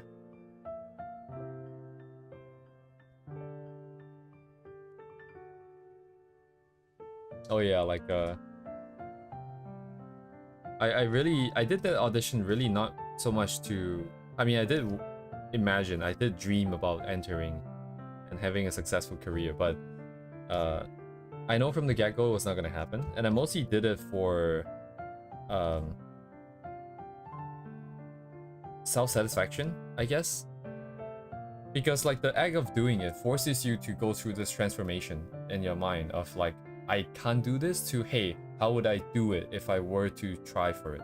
And then it brought up like it brought out more from myself, and it made it easier to do art related things, because then I knew that hey, you know, it's gonna be pretty bad, but I can work through it, I can get through it, and then we can maybe get somewhere. And that was the effect of that on me. So I knew from the get-go that it was probably not gonna happen, but I also knew from the get-go that I'll probably learn something if I try. So that's why it ended up happening. For better or for worse, the video is out there. Unlisted, of course. Yes, like the very early days, right? They would have just probably hired you if you're showing interest and have some kind of talent. But nowadays it's like, hey, do you have like 20,000 subscribers on YouTube, blah blah blah, that kind of stuff. By the way, that is a very interesting Japanese channel that I found a while ago. So I completely forgot about this until we started talking about this, but most people are doing VTubing and stuff on essentially YouTube, right? Sorry, on like long form videos, like they do streams and stuff. Sorry, the 20k number is just something I made up. I don't know if they're actually looking for 20k. So that's what I'm trying to talk about here, because there is this other sort of like newer production company, and this guy's philosophy isn't to make money on YouTube, but rather to make it on TikTok, because TikTok has this really cursed feature where people can spend money on the streamer, and then the streamer can, and then how should I put this? I'm not too familiar with this myself either, but people can spend money, and the more money they spend, the higher the rank they get. So people are actually literally spending money to buy a number to flex on other people, to be like, hey, I'm so fucking rich. And as a result, there's this culture of just dumping a lot of money on like on people.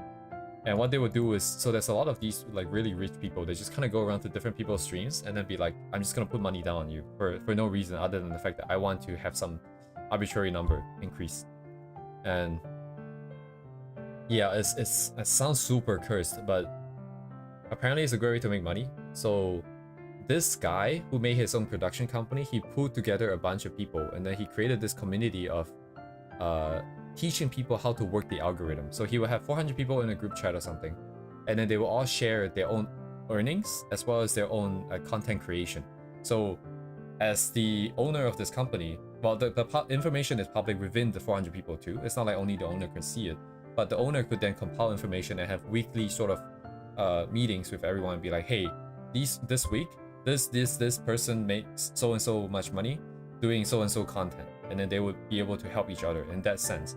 And it's a Japanese people only kind of thing, so I was interested in joining, but I didn't really follow through. But anyways, there was this one thing which I thought was pretty interesting, and I wonder how they're doing, because they were talking about like the owner of that company was very vocal about what his own ideas on VTubing is, and including recruiting. So going back to the 20k number that I'm talking about, he's saying that even though they want people who are credible, who can show like effort, like that they can put effort into content creation, that they actually have the skills to do content creation, they don't really want someone that has a lot of subscribers either, because they're saying that the subscriber number, the higher it goes, the more ego it comes with, right? So it becomes very hard as a management, from the management perspective, to be like, hey, I think it would be better for you to make content in this field, or like we would like you to make content in this genre. So they actually try to avoid people that have really big numbers. And if I recall, like the upper limit was 20k, I think. They're trying to get people who have like 10k plus, because it shows that they have the talent, the skills, the conviction, and it shows that at least the algorithm favors them a little bit. They have some amount of luck as well, if I remember the correct phrasing. I can't quite remember, but it's kind of interesting. Anyways, he's sharing a lot of sort of behind the scenes. I don't remember what the channel name is. If I find it, I'll share it on the stream. Probably another day. That's my information dump all of a sudden.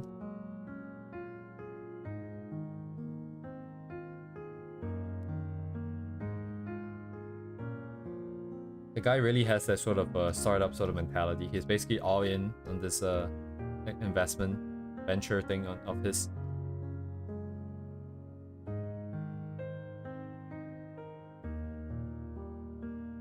Did I ever send them a message? I don't think I did. Yeah, I don't think I ever did. Because like part of the criteria to make sure that they are not getting like scammers and stuff is that you have to share your personal information, like your name, your address, that kind of stuff. So I didn't want to do that.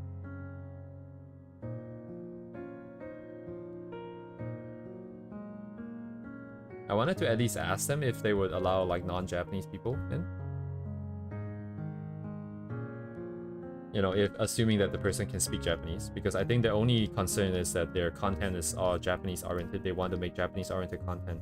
They're sharing Japanese oriented content and information, so I think that was their only concern. But anyways, I'll share it if I find it. I think it'd be a kind of an interesting thing.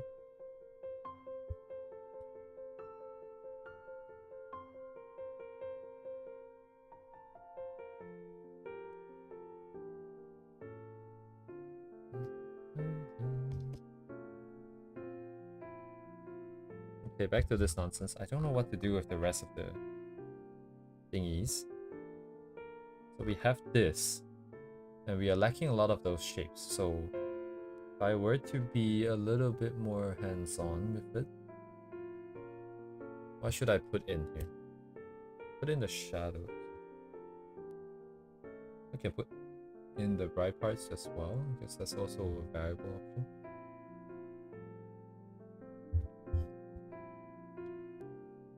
The base gradient and then the one that pops off on top. If I control this gradient a bit more,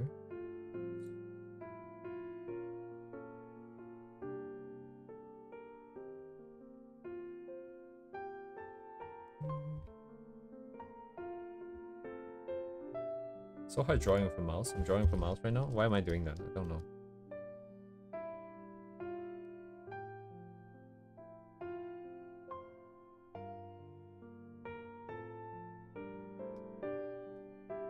And then I guess I'll paint in the bright parts. I'm kind of hesitating because I'm seeing the bright parts stretch into the shadowy parts at the bottom, but I'm also seeing shadowy parts stretching all the way up to the top part.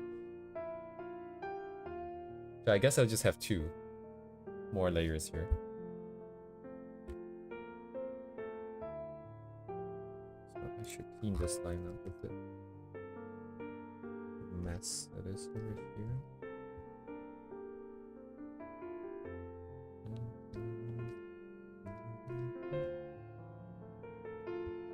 Okay, I'm gonna be right back. Burp.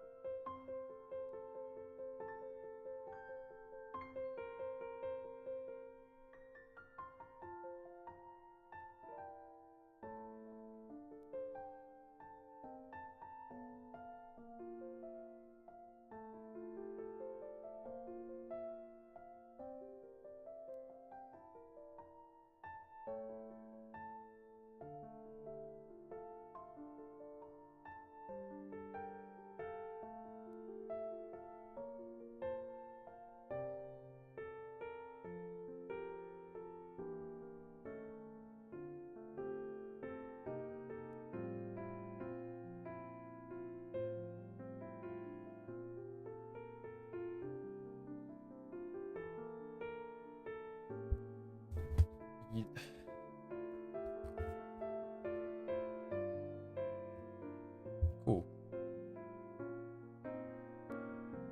Okay, what am I doing again? I need to grab. So.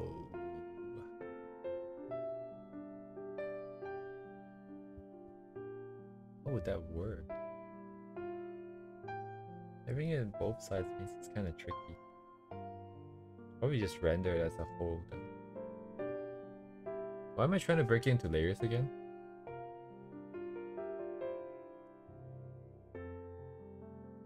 What am I trying to do again? I want to get an idea of the rendering so I can figure out what I want to do with mine, right? That's the goal.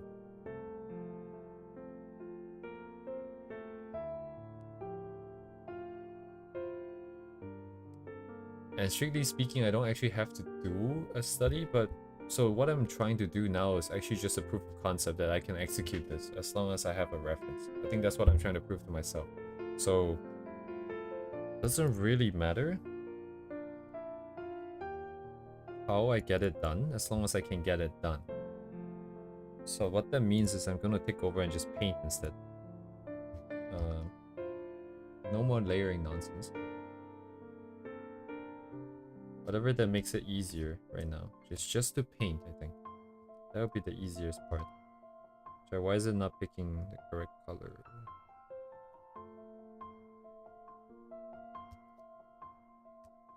What? Okay, what is this pen doing? Maybe this is a bit more agreeable. Easier to use. So there's like a darker section here. So now that I'm doing painting, I think the colors would be a little bit different because I cannot control it anymore that well. It would just be whatever that is on canvas, and then just gonna use it.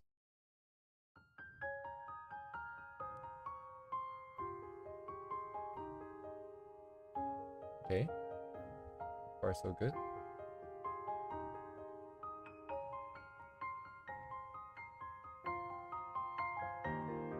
Details we'll add later.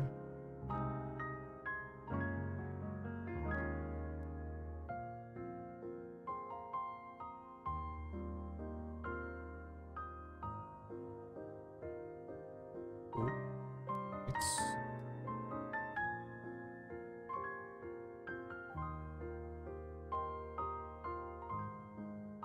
Okay, thanks.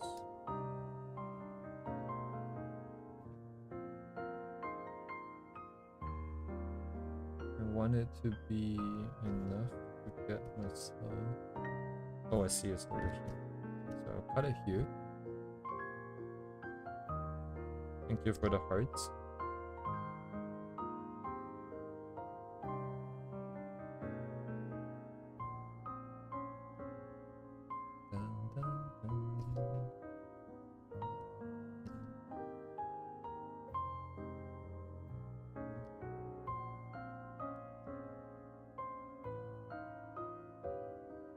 So smaller brush, and then I'll do this. So it's barely visible, so that means I'm just painting it from the top. Okay.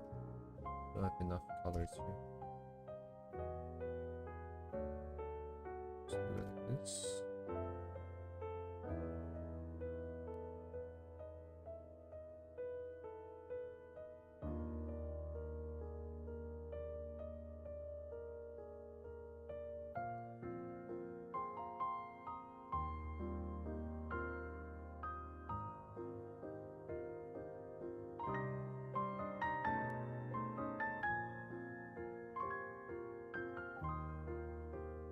And look at the hearts go, it's still going.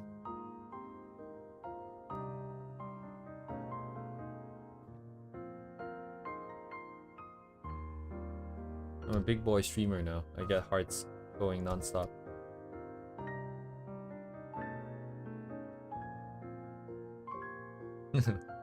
Turns out it's all a glitch. It's all in my head. A little bit of how do you guess what that does it translate? Yes, there is this thing called let me look it up for you real quick.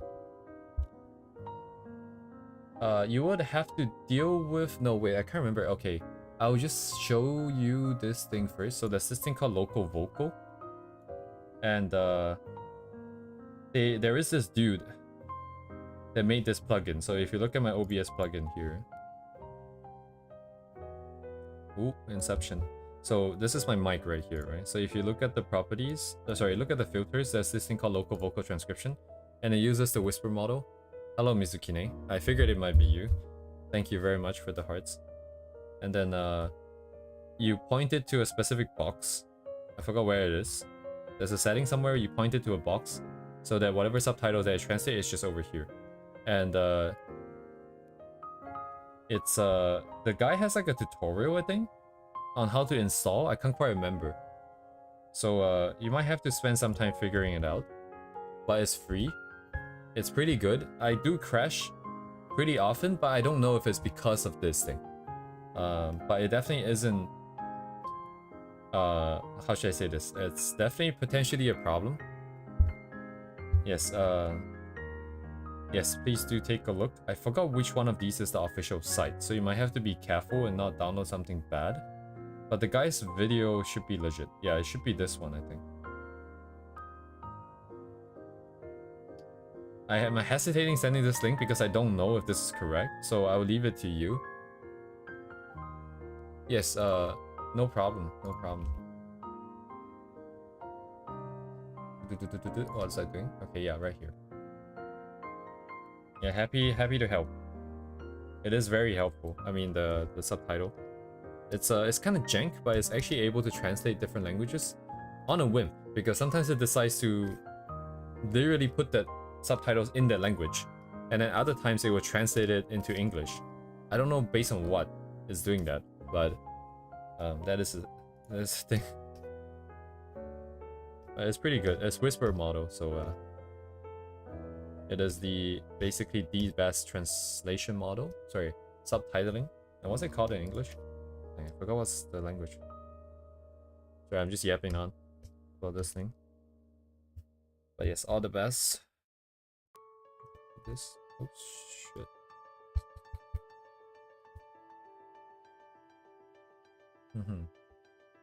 Usually these lives, I don't know if they pick up my pronunciation. Ah, yes, that might be a problem. If you have an accent, it might be a problem. Not to say that I don't have one. But to be honest, I'm not looking at the chat. I'm not looking at it, so I don't actually even know how well it's doing for me.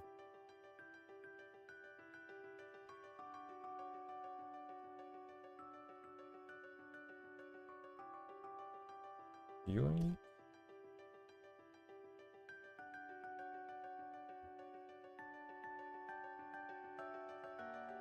Okay. Kinda works, kinda works. Ooh, a little bit of this. Okay, a little bit higher. No, I'm just imagining things. Not really, but maybe it's this one up then. Okay, it's cool. Yes, thank you. Thank you very much. All the best with your streams as well.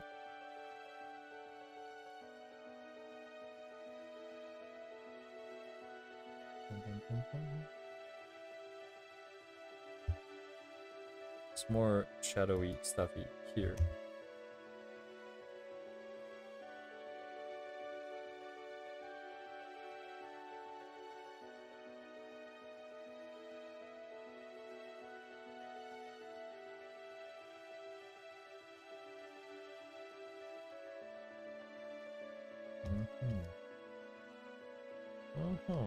Something here. Let's put it on the other layer. Let's actually just draw it in.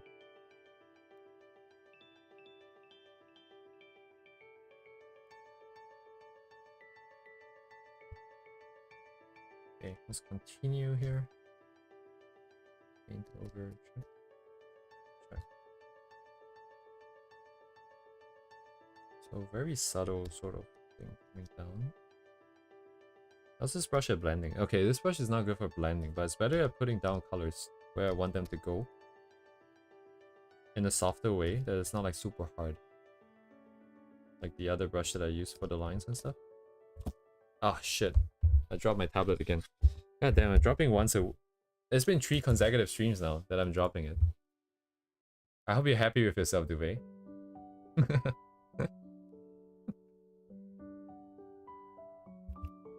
God damn it, dude. Today is 133, right? Yeah, I guess that.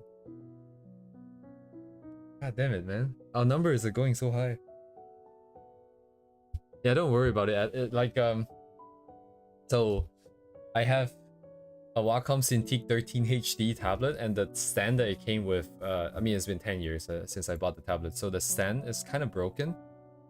So I have to draw in a very balanced way. I have to be aware of the way that I'm applying weight onto the tablet. So I'm not just I'm not one of those kung fu training arcs where you have to do like the most mundane task with like some weird thing.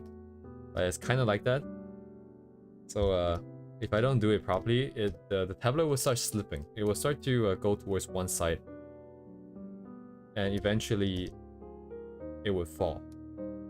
Just on the table, like, yeah, but the whole tablet, yes, the whole tablet would just come crashing down. I don't know if the mic picks it up, because OBS, I think, does do some amount of noise cancelling.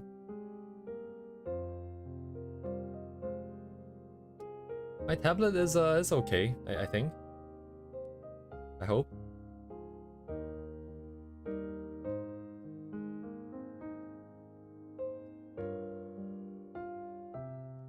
But it's funny.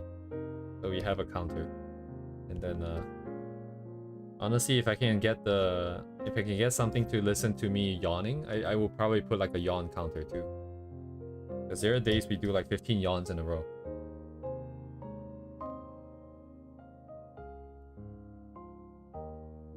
Prevent slippage surface. Oh shit! Wait, a notebook under my tablet stand. Wait a second.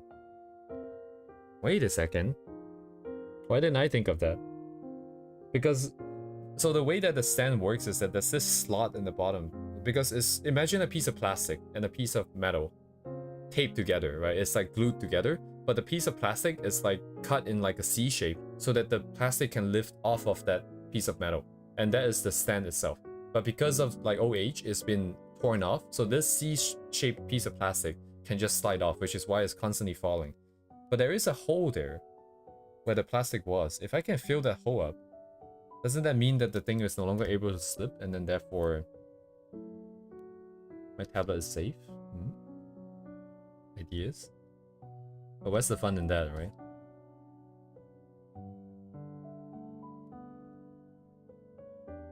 Now think about it. Think about it, think about it. Maybe we can make our streams wouldn't be as fun anymore. No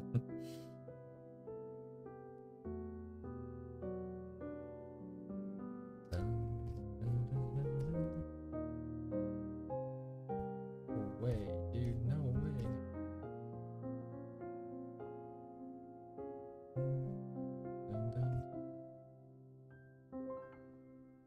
Yawn counter. Nowadays I come back and I take some naps, so that's why I'm so energetic. If not, I would be like dead silent right now.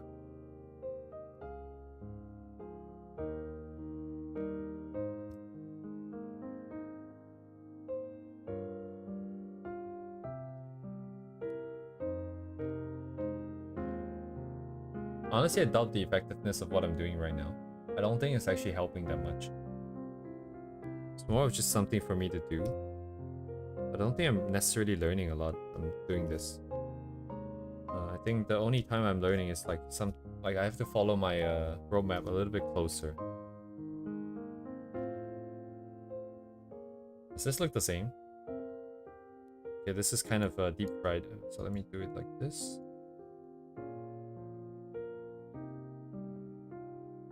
Wait, is mine too faded? Oh, mine is super faded. What?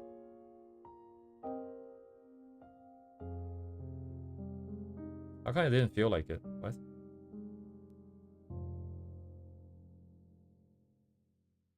Mine is so gentle. But I thought I picked the colors. Did I not pick the colors from the thing? What?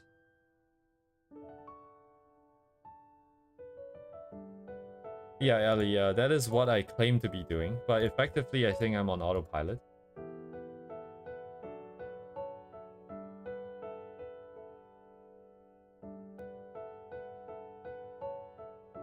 Yeah, I think like true learning should be more focused and it should be very targeted. Like right now, it's just a mess.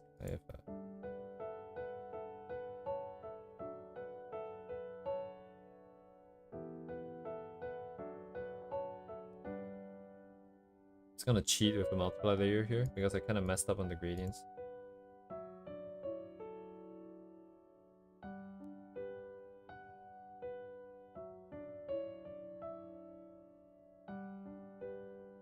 Gonna blow the top up. Screen. Huh? Oh.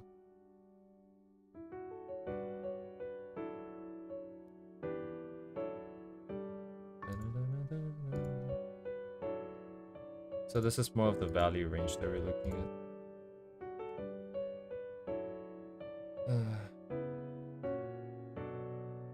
Yeah, very targeted. That is very targeted. You kind of got the spirit of the rendering.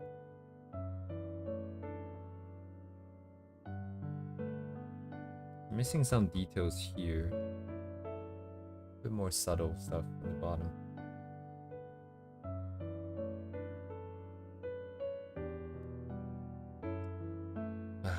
Yeah, the reason why I say I'm not really learning anything is because even after doing this, it's not really it's not like I can just pull this out of my head. But I feel like it's kind of a slight waste of time, but I feel like it will be a useful reference for later. Just why I'm doing it anyways.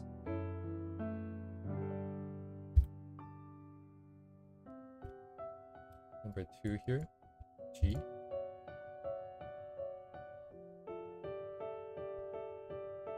It's a thing for a group study challenge. Maybe try making Chinese rice and then how you like. Yeah, I won't worry too much about it, Ali. Like, cause when I get what's the word? When I feel like things are not moving for too long of a period of time, I would spice it up. Or rather, I would have to. I would be forced to.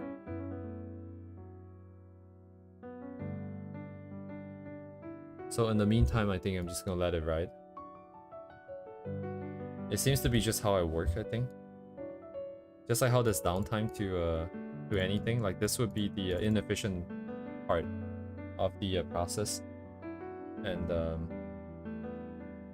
compared to how I was before, which is just not doing art at all, I think it's pretty good. So we'll just let this go for now. Once Live 2D comes back, when it's done, I can be more focused. Man, how long is it gonna take, I wonder, Live 2D?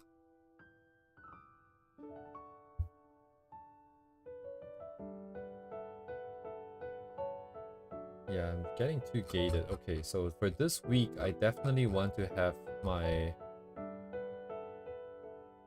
Oh, very laggy.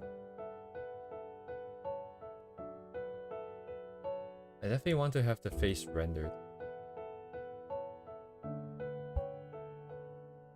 It wouldn't even be the final version, it would just be a test. Stylization test. Okay, let's do that. That'd be the goal for Live 2D progress this week. Probably could do more, but I'll figure out on the way then.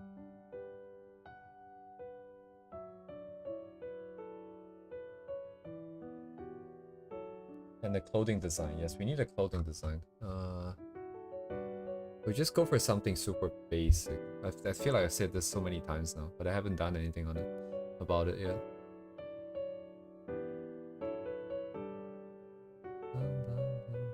Honestly, in the beginning, even just a t-shirt would be fine, I feel like. Just a t-shirt.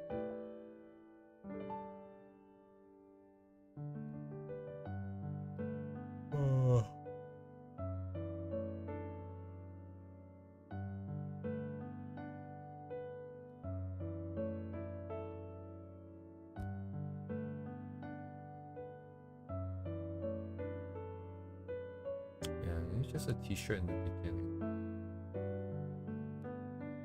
indeed. That's the yawn indeed.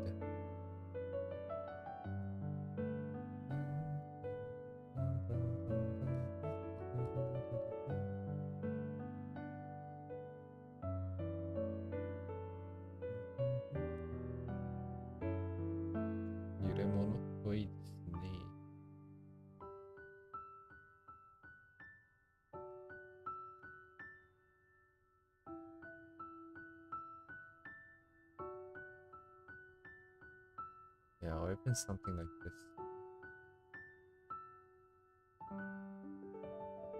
Okay. Anyways, I'm trying to disable that the limit in my head.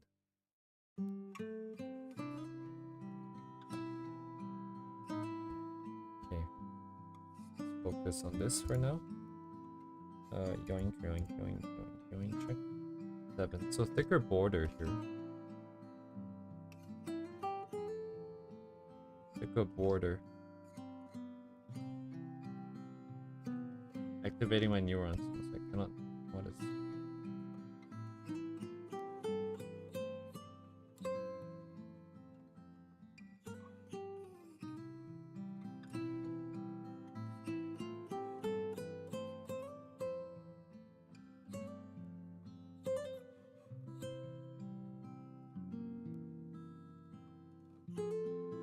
Sorry, did I send the reference for this yet? Not yet.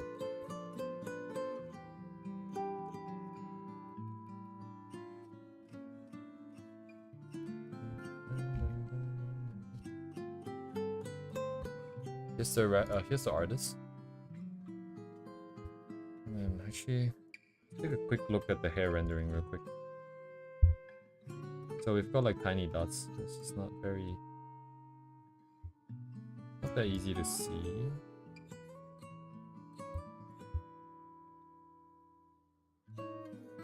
Bigger shapes, but sharper, higher contrast. Sharper shapes as well. It's not as soft.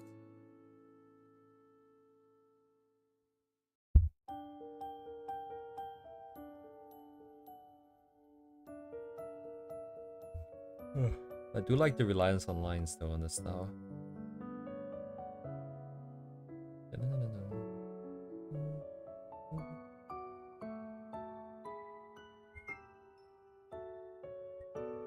Ooh, this is very shiny.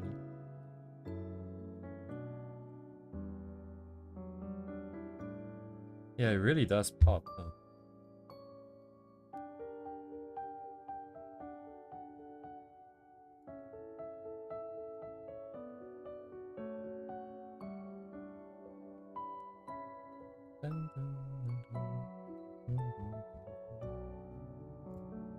I want softness in the rendering, but I also really like high contrast stuff. So maybe we go for high contrast, but just make the edges softer. Take some experimentation here.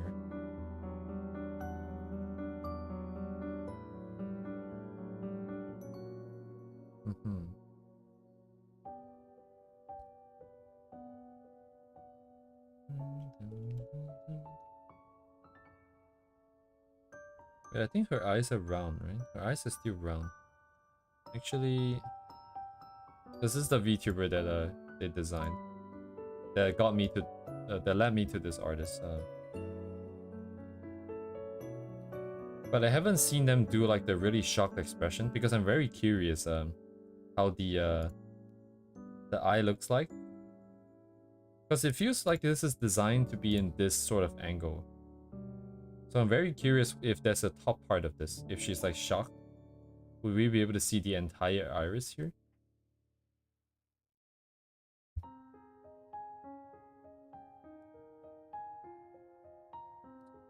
Yeah, I think my lines were just too thick. The presence of lines doesn't take away from it.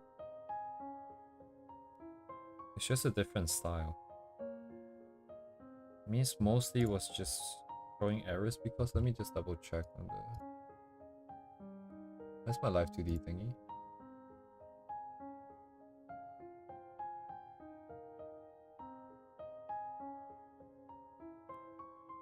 No, my lines were not even that thick. What? Hang on.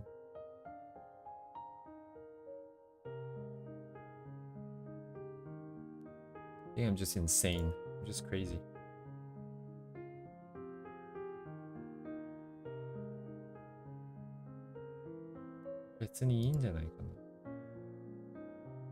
That's why it's so hard to work. Like, the way I feel about it is constantly changing. I cannot in it. But okay. Just ignore this for now.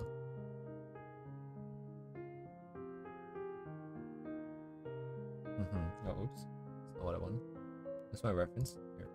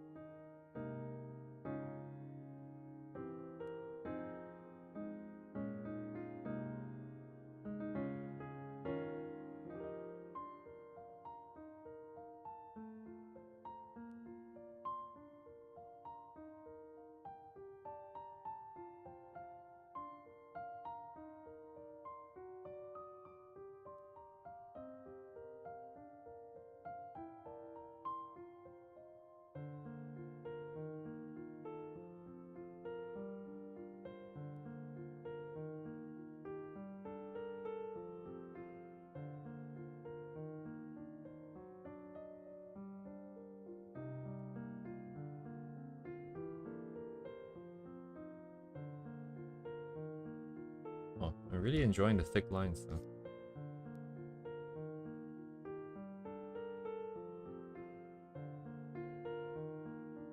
Rendering is still like a very new thing. I think coloring rendering to me. Lines make a lot more sense. So I don't really want to betray that too much. It's just that I cannot envision what the VTuber will look like if it's very heavily reliant on lines. Because all of these amazing ones I see out there are just very heavily relying on rendering, I feel like.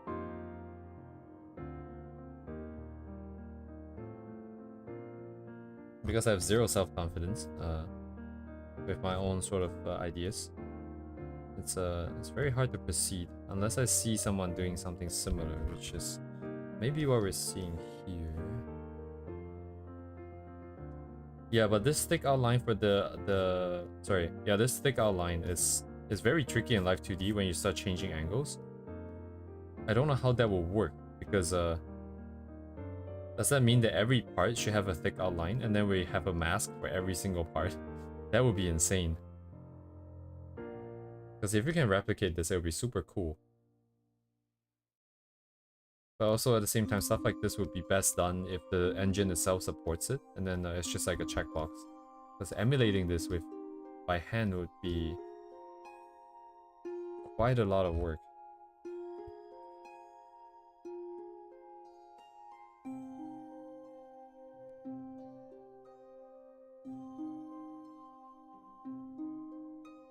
Okay, how much of this is lines actually? Only some of the tips here. Okay, so this here is a line, I think.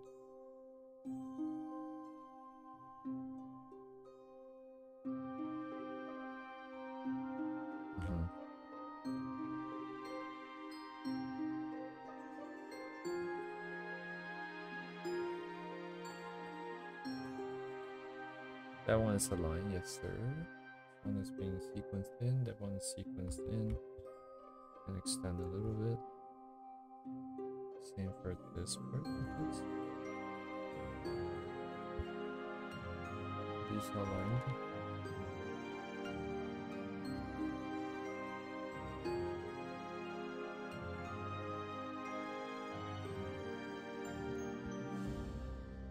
taper the lines here.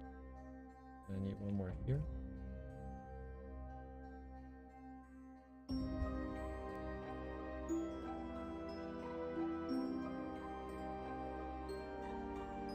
Is that continuous? No, it's not.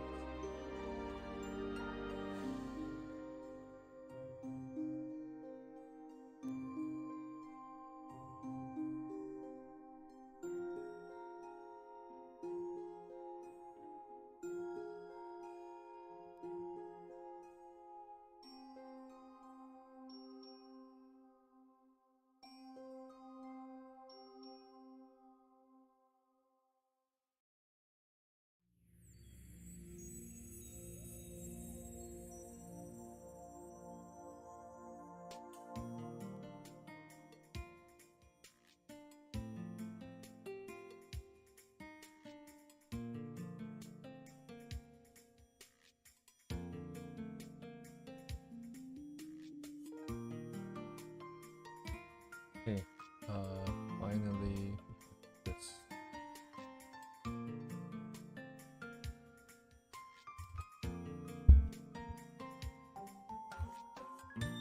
Okay, very cool. Basically everything. Just two separate lines. Break that up real quick.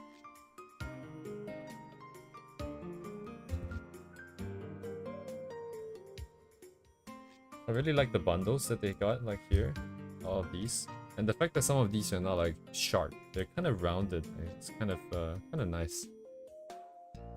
Because the sharp ones tend to always have like a little bit of stuff coming out, and I always felt like it's kind of a pain, yes. Because like you can leave it like this, which I think is kind of messy. But then if you start erasing it, it's like, oh, where do you stop, you know? But if it's just rounded, then it's like a nice and tidy end. Doesn't really take away from it too much either. But anyways, some random thoughts of why I like this. Okay, I just need a random color here for now.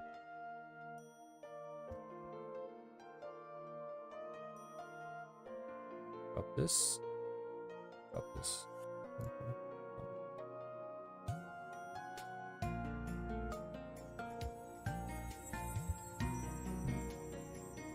Yeah, because I have a tendency to make the tips really messy. And if it's rounded, then it becomes very controlled, right? It's no longer about like getting it sharp and then there's like a bunch of like lines hanging, that kind of stuff. And more control, I like more control with the because it means that things are more deterministic. It feels more consistent. And at the end of the day, it doesn't look bad either. It looks good.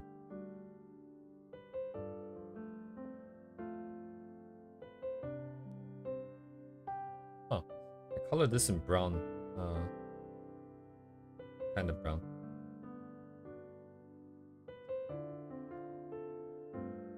It's really good to keep things round when you want to put reflection on top. I'm not sure how that works out. Turns out in a good way. Okay. Yeah, it's quite a lot of stuff I like here, I feel like. I like the lines, I like the rounded tips, I like the fact that if you look over here, we've got these lines that sort of follow the big shape. So you have like a shape, right, that you color in, and then you have like one or two lines that sort of follow in the same direction. Maybe like getting from biggest, thickest shape to like a sort of semi-medium size line to like a really thin line, you know. I really like stuff like that. Just the overall bundle feels very nice, the flow. Some shapes in here. I really like this. I don't know about having my character's tail curl, though, as in the Live 2D model. We'll probably keep it straight.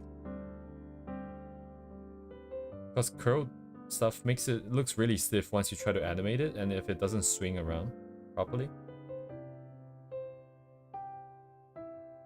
But anyways, a bit of a random.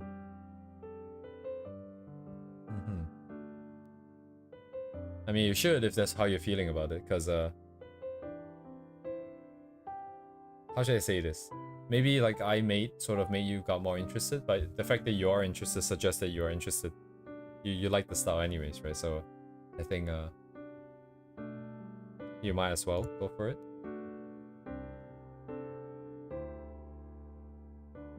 I mean, this is kind of cursed, like the head is joining into this thing.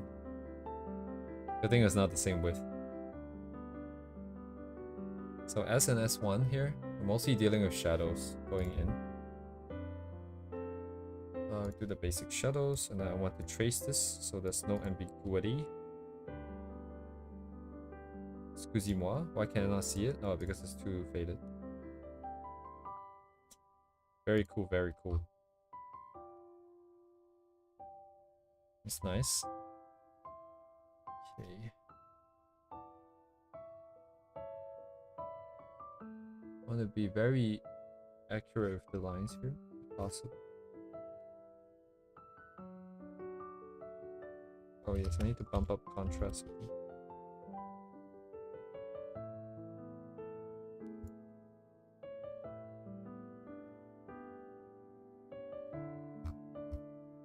You see it a bit better here. Restart. Okay.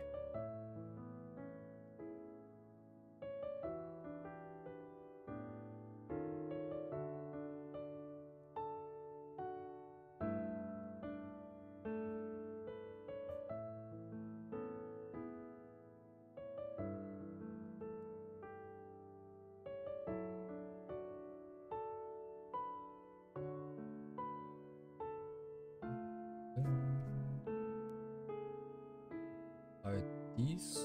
Oh no, but they will be painted and slightly. So workflow wise it's kind of different. That's fine. Not too concerned about that.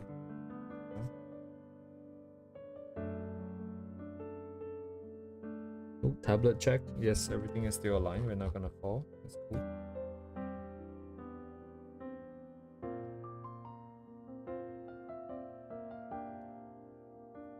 Hydration check. Come out.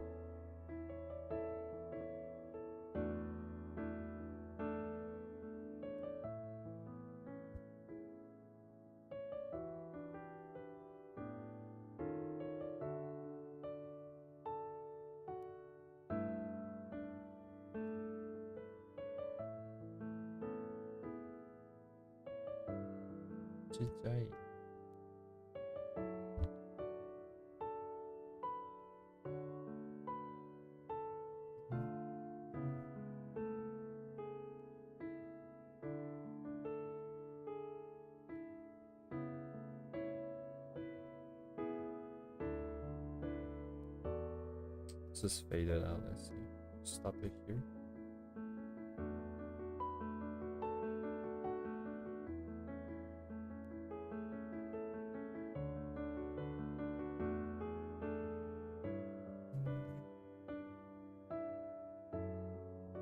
Yeah, getting more viewers nowadays, like these two streams, because of the shorts that's going out.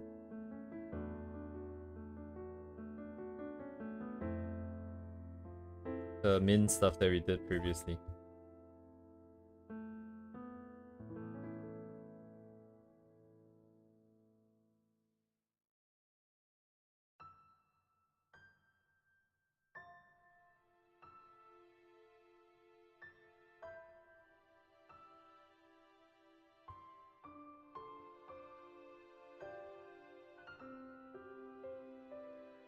You can take an in-depth look at this sequence here. This is pretty nice.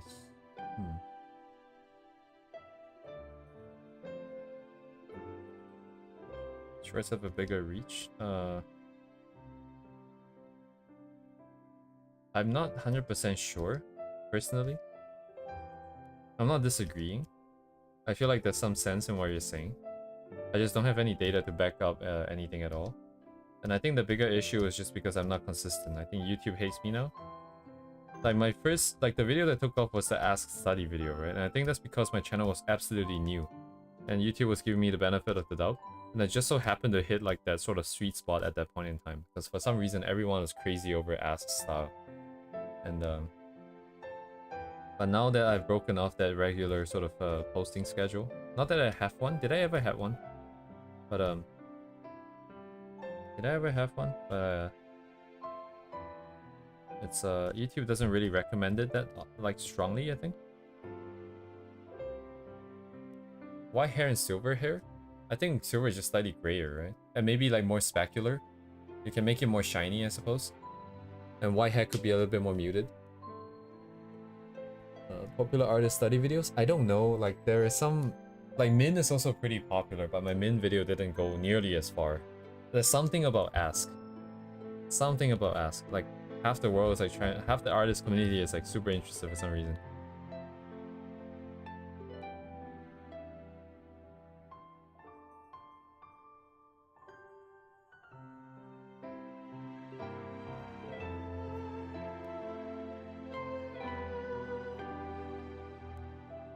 I'm not trying to make more videos.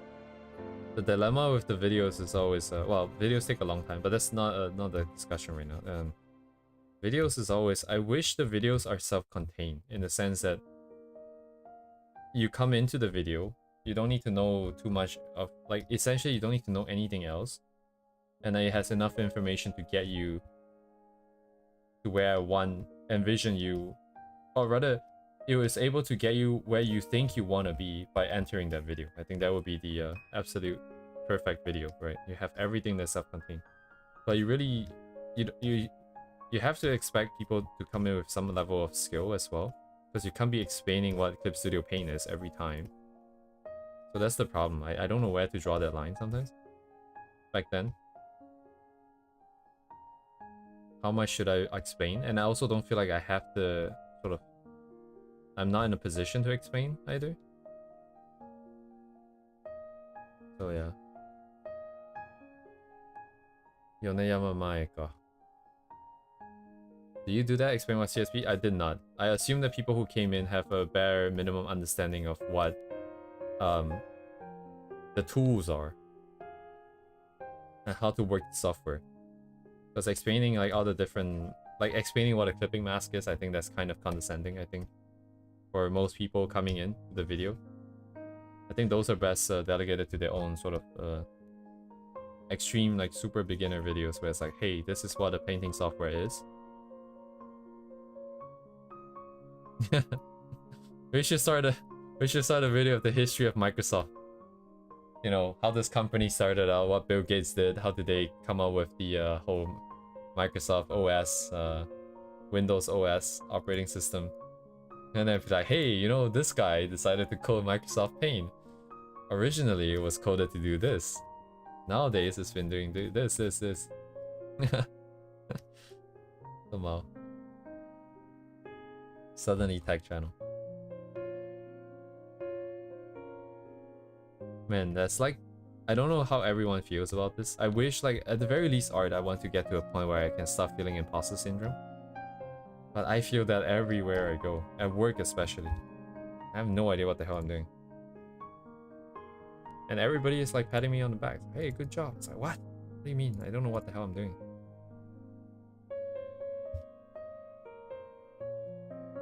And then I show them the stuff I did. It's like, oh yeah, you consider...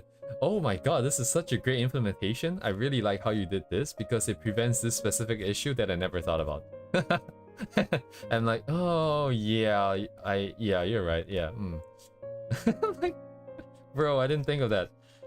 That was not in my mind. I just went for like the path of least resistance, and apparently it solves this really niche issue that never happens. But apparently it's accounted for now. Thank you very much. I still don't know what the issue is, but I did it. Yay. My god.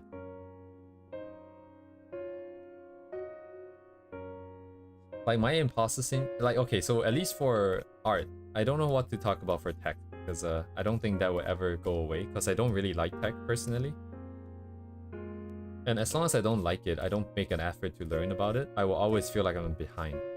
But at least for art, I feel like if I can have a style that's consistent, that I can just pull it out of my ass whenever someone tells me to draw something, without like super a lot of rendering reference, that would be enough. Then I can feel comfortable enough to be like, hey guys, I'm an artist.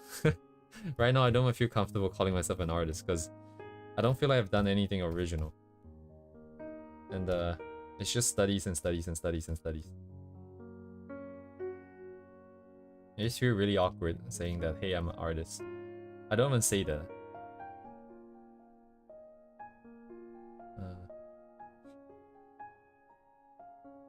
Yeah. The mental aspect is it's a mess. I feel like. I think programming is still slightly better in that regard, because art is about self-expression. If you don't have that self-confidence to put yourself out there to come up with your own ideas, I think it's very detrimental. So that's quite important, I think, in art. Whereas programming is objective, you just get things done, and then call it a day.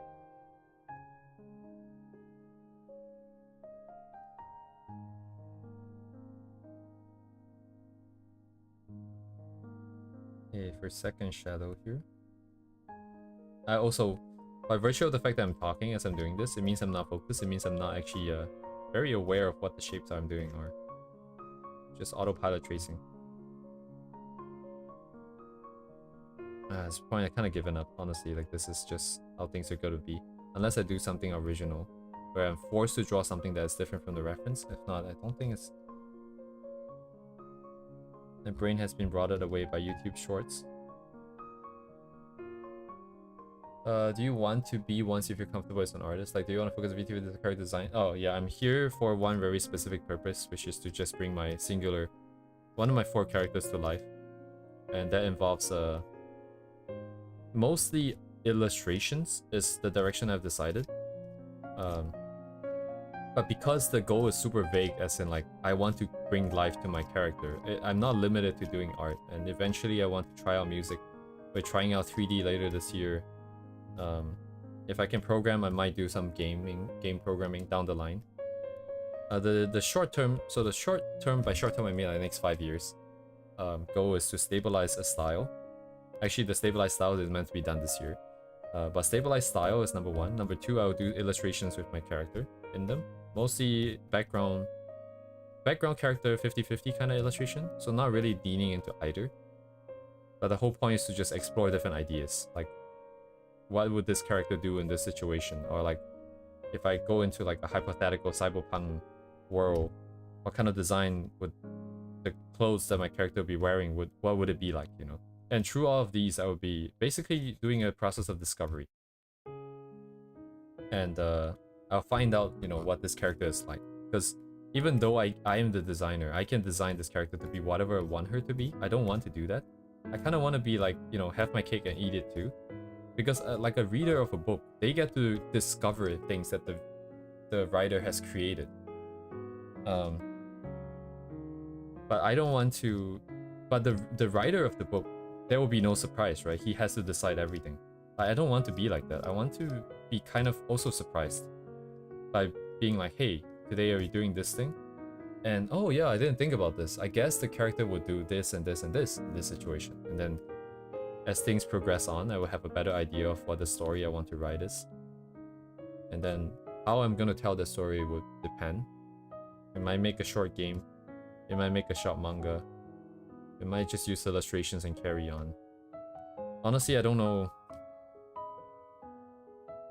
Yeah, like I'm very aware of the time constraint now. I'm looking at what I can accomplish in like a stream, right, of like 3 hours. And then I'm like, you know, really don't have that much time. Life is gonna catch up. This might get a bit real, but like, you know, your parents are always gonna get older.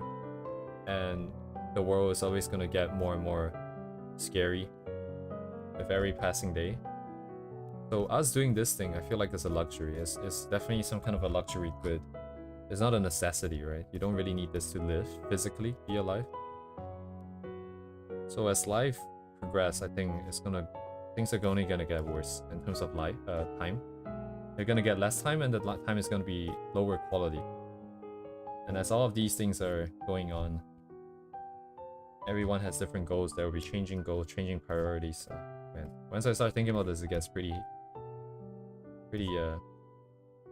hard to move on.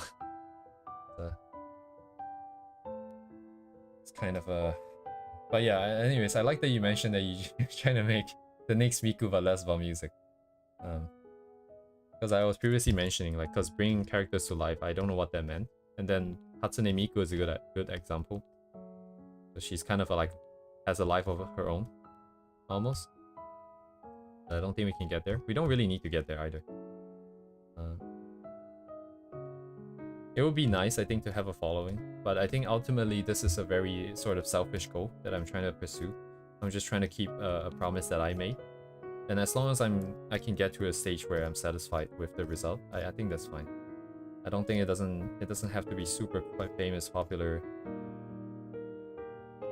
I just need to satisfy this concept of a promise that I made, and I think I can achieve that. I can die happy. Sorry, why is this part darker?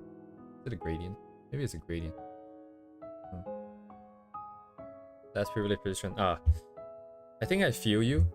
I think on that stage, I don't think I will ever stop pursuing art, even if life gets hard. It's just that, strictly speaking, you know, you don't really need it to be physically alive, in the sense. So as things get more messed up, it's like, you know, before you try to draw, you're gonna try and keep yourself alive. And then if you're put in a position where you have to keep yourself alive and you have no other time to do anything else, then you'll be stuck in a life without art, essentially.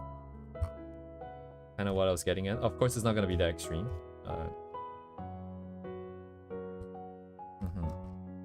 Oh yeah, I don't think this world will be without art. I just think that, you know, unless you're super rich, you know, that art might not, you might not be the one doing that art. That's how I think about it. Because the people getting hurt is always gonna be the guys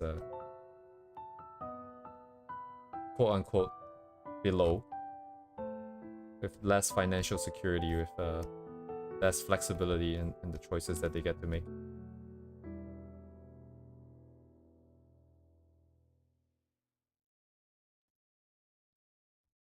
$12:24 sequences. Waiting for the timer. Yeah. Anyways, that's why I feel like every day that we can do this, even though it's super boring, I think the boring is the happiness in life, because that means there's nothing bad going on. I always remember like the times where I fell sick when I was a kid, when I'm like feeling super miserable on the bed. Like the bed is supposed to be like a place where you feel good, where you're relaxing. And I'm just so aware of the fact that, hey, you know, it doesn't take that much to have things messed up. You're just like one disease away from getting really messed up. And like, yeah, you know, if we can be here today and do this nonsense of a stream where I just trace people's art for 3 hours, that's probably happiness in life. That's probably good enough. If I can just do what is it that I set out to do, I think that is good enough.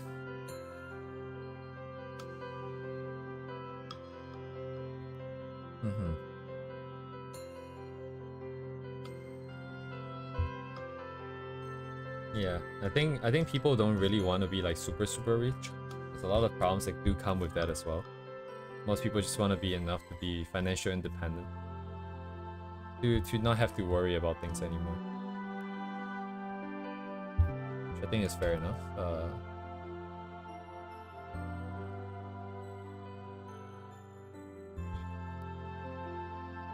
Yeah, like I hear ambulances, I hear fire services every day. It makes you think about it, because dang, yeah, it goes back to like when I was sick and then I'm just lying on my bed feeling miserable. It's like, dang, why is it so, like, okay, I didn't do this yet. Why is it so different from what I'm seeing every time?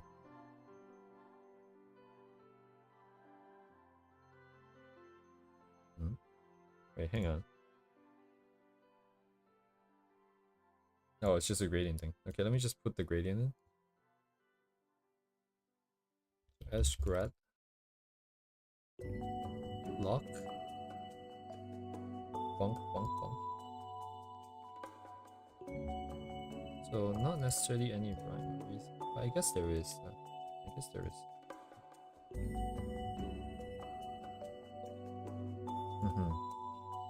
Yeah, I always imagine like Elon Musk, if he didn't spend the 44 billion buying Twitter, he could make like so many animes. I guess he doesn't like animes, huh?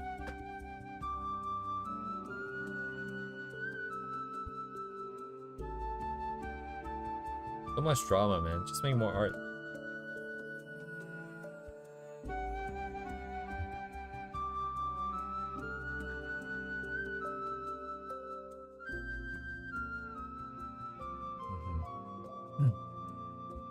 They always have financial and family problem. Yeah. I feel like, yeah, probably because they went through like hardships, right? They understand what it means to fight for something, I think. Just to really try to achieve something. They understand the value of the stuff they want. Anyways, I think this is pretty close. Some of my shadows I think are a bit too dark because I put them on the wrong layer. Big brain, big brain. You can just do another gradient on top of this. So ideally I would have a good idea of, you know, how to draw something like this with these kind of shapes and proportions and whatnot. But I guess it's not gonna happen with one trace anyways. So no need to sweat over it for now.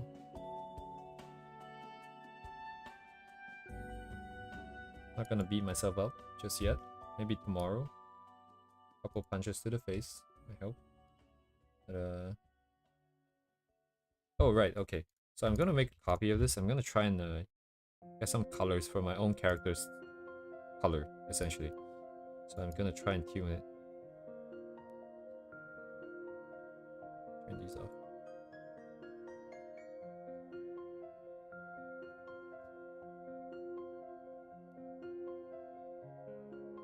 She's basically like a chocolate wolf color, my own character. This one, she's supposed to be like a little bit more orange, sort of brown, I think, in the very beginning.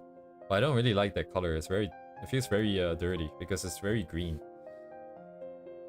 And I kind of like chocolate, so I guess she's like chocolate now. Let's see, more red. Ooh, kind of dark, I think. Maybe it's fine. Oh, I think it's not red enough. Bring this.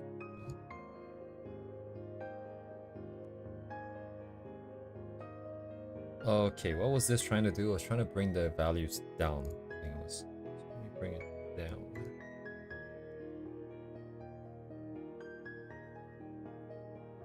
Okay. S2 needs to be darker. Maybe not that saturated.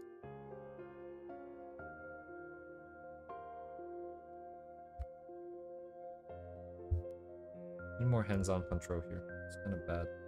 Let's bring this in here.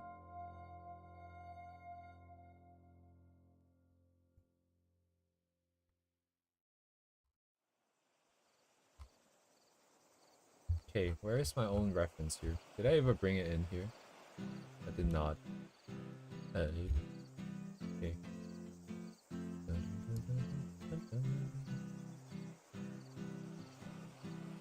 Okay, since it's 12:30, I'm gonna start thinking about what I want to do tomorrow. Tomorrow, I think I'll go render this eyeball out. Stop saying eyeball. I'm gonna render this eye out.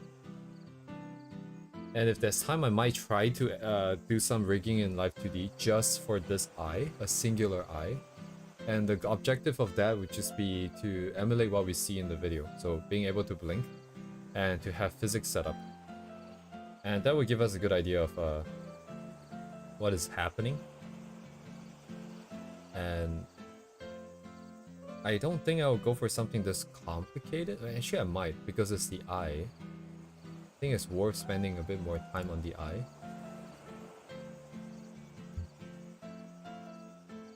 So, anyways, I'm trying to get some color references here. Stuff I did before.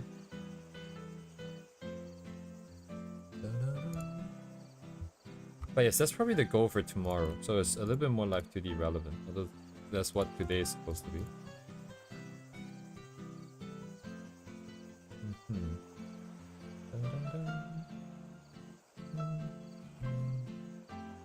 just gonna yeet the colors over. Oh my god, it's basically pink. Okay, I'm not doing that. I don't have the background to work with for this. But at least the values, I think, are agreeable. So, mayhaps. It's missing gradient on the base, I think.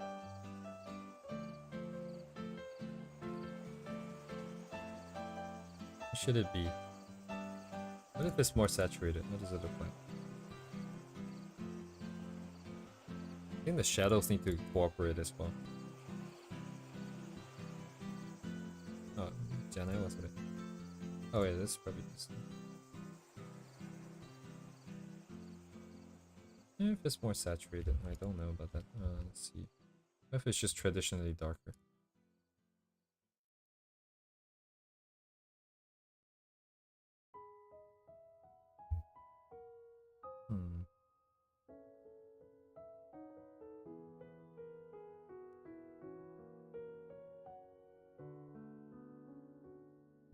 I guess that is how it is. Huh?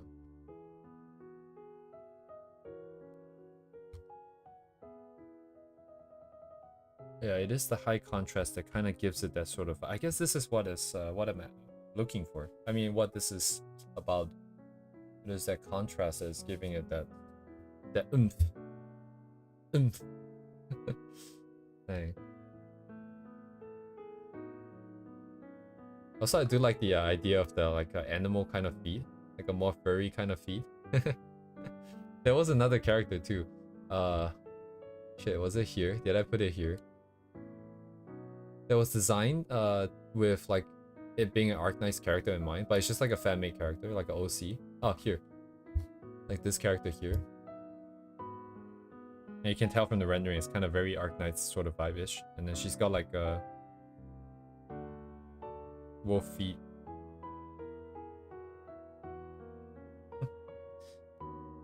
Over here. I think that's pretty interesting.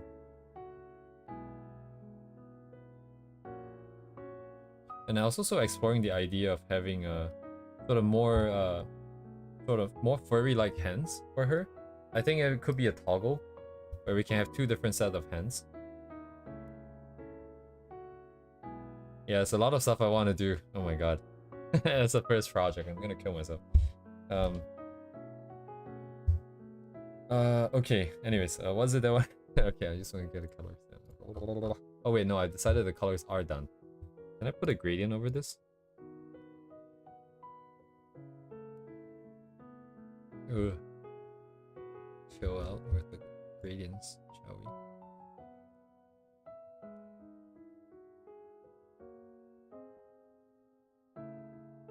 Dun, dun, dun.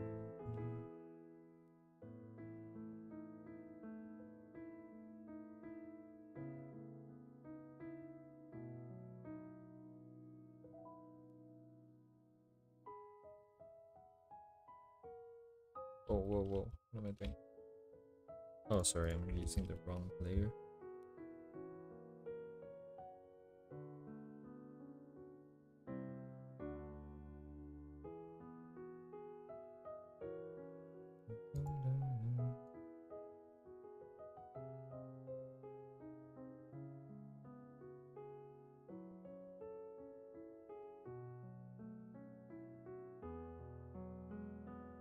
Kinda interesting. I think the shadows are not blue enough. Get rid of this guy real quick. Oh no, that means this guy needs to be...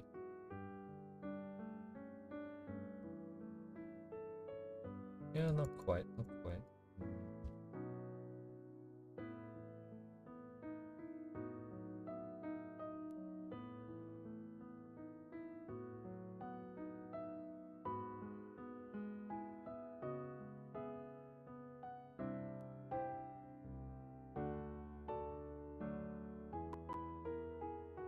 Okay. I'll worry about color some other day, because it depends on the overall thing too.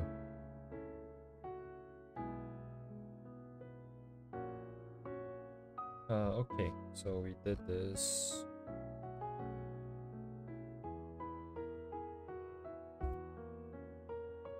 We get it over here. They didn't color line art, but because they were the character has white hair, so I don't think it affected it as much as it would affect us.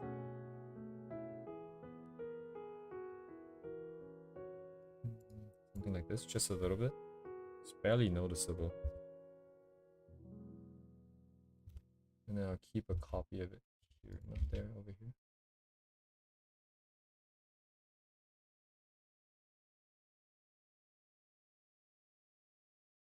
G, check.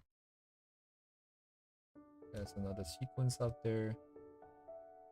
Hello, Raz.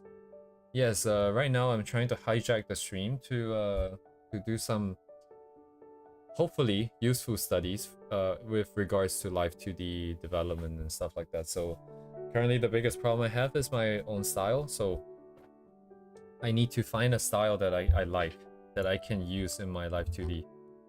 And if I can find one, should I put everybody in the same? No, I did not. Yeah, so the goal is to find something agreeable. But I don't think I can do that by just studying other people's stuff, by tracing other people's stuff. Let me correct myself. I'm gonna have to do some original renders.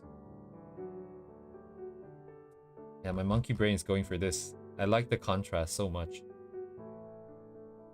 And I guess it makes sense for the character as well. As much as I want her to be like softer as overall as an image, but she is not quite the... Should be a soft kind of character. I guess I don't know for sure. But being rough, like roughed up, like with a lot of messy hair and stuff like that, that's kind of the image. So having slightly higher contrast might be better. Might make more sense. Yeah, like I can imagine like this rendering like over here on the back of the hair, on the side of the hair. And then I need to experiment with the eyeball. Okay. I can do the eyeball experiment before stream tomorrow, and then during stream I'll do the eyeball. Stop saying eyeball. Then I can do the eye rendering thing on stream. And maybe like a rigging if we have time for that. Yeah, I won't know until I try. For sure. So it's July. We have like 3.5 weeks left in July. And then August, September, October. So October I want to start 3D. So 1, 2, 3. We'll have 3 months to play around with Blender. So let me bring up the roadmap real quick.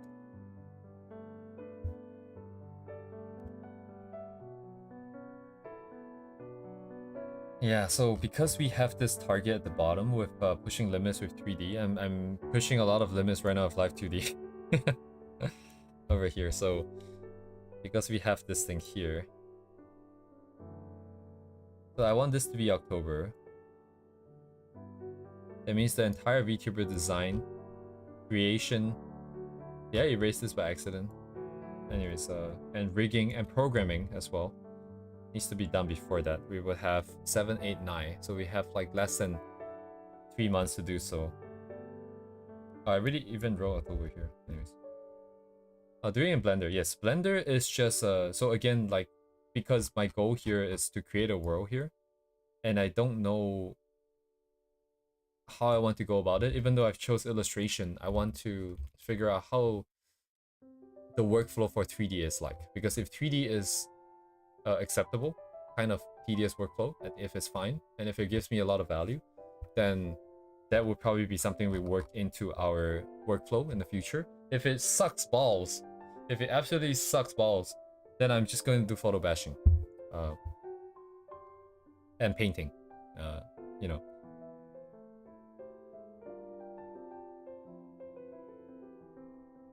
Yeah, it has a bit of a learning curve. The good thing is we're not necessarily starting from zero. I don't like saying this too much, but I do have a World in VR chat. Because I'm not that proud of it, but like I have touched it before at least. But at the same time, it's very mediocre map that I made. It was basically like a clickbait.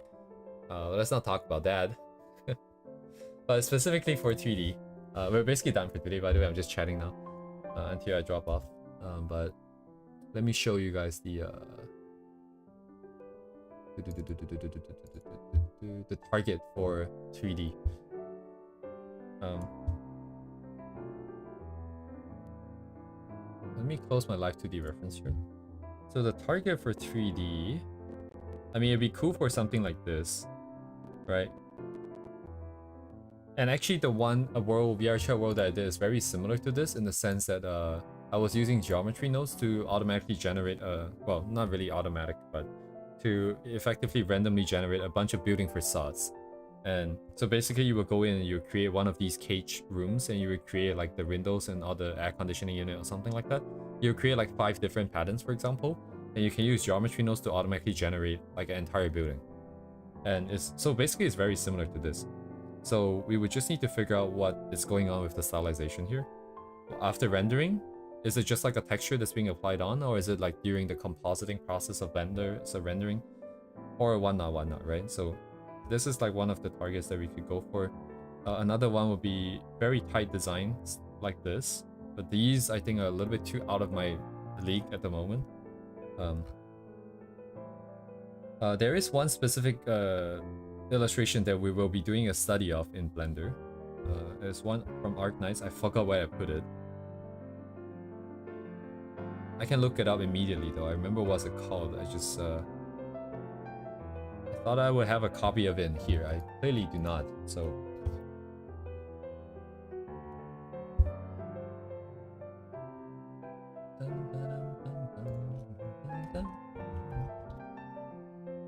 so in Arknights, there is this one scene where we have a bunch of characters standing around in like a so this one here. In like this corridor of like a space station. So over here. So this is the target for our 3D. So if we can replicate this without the characters,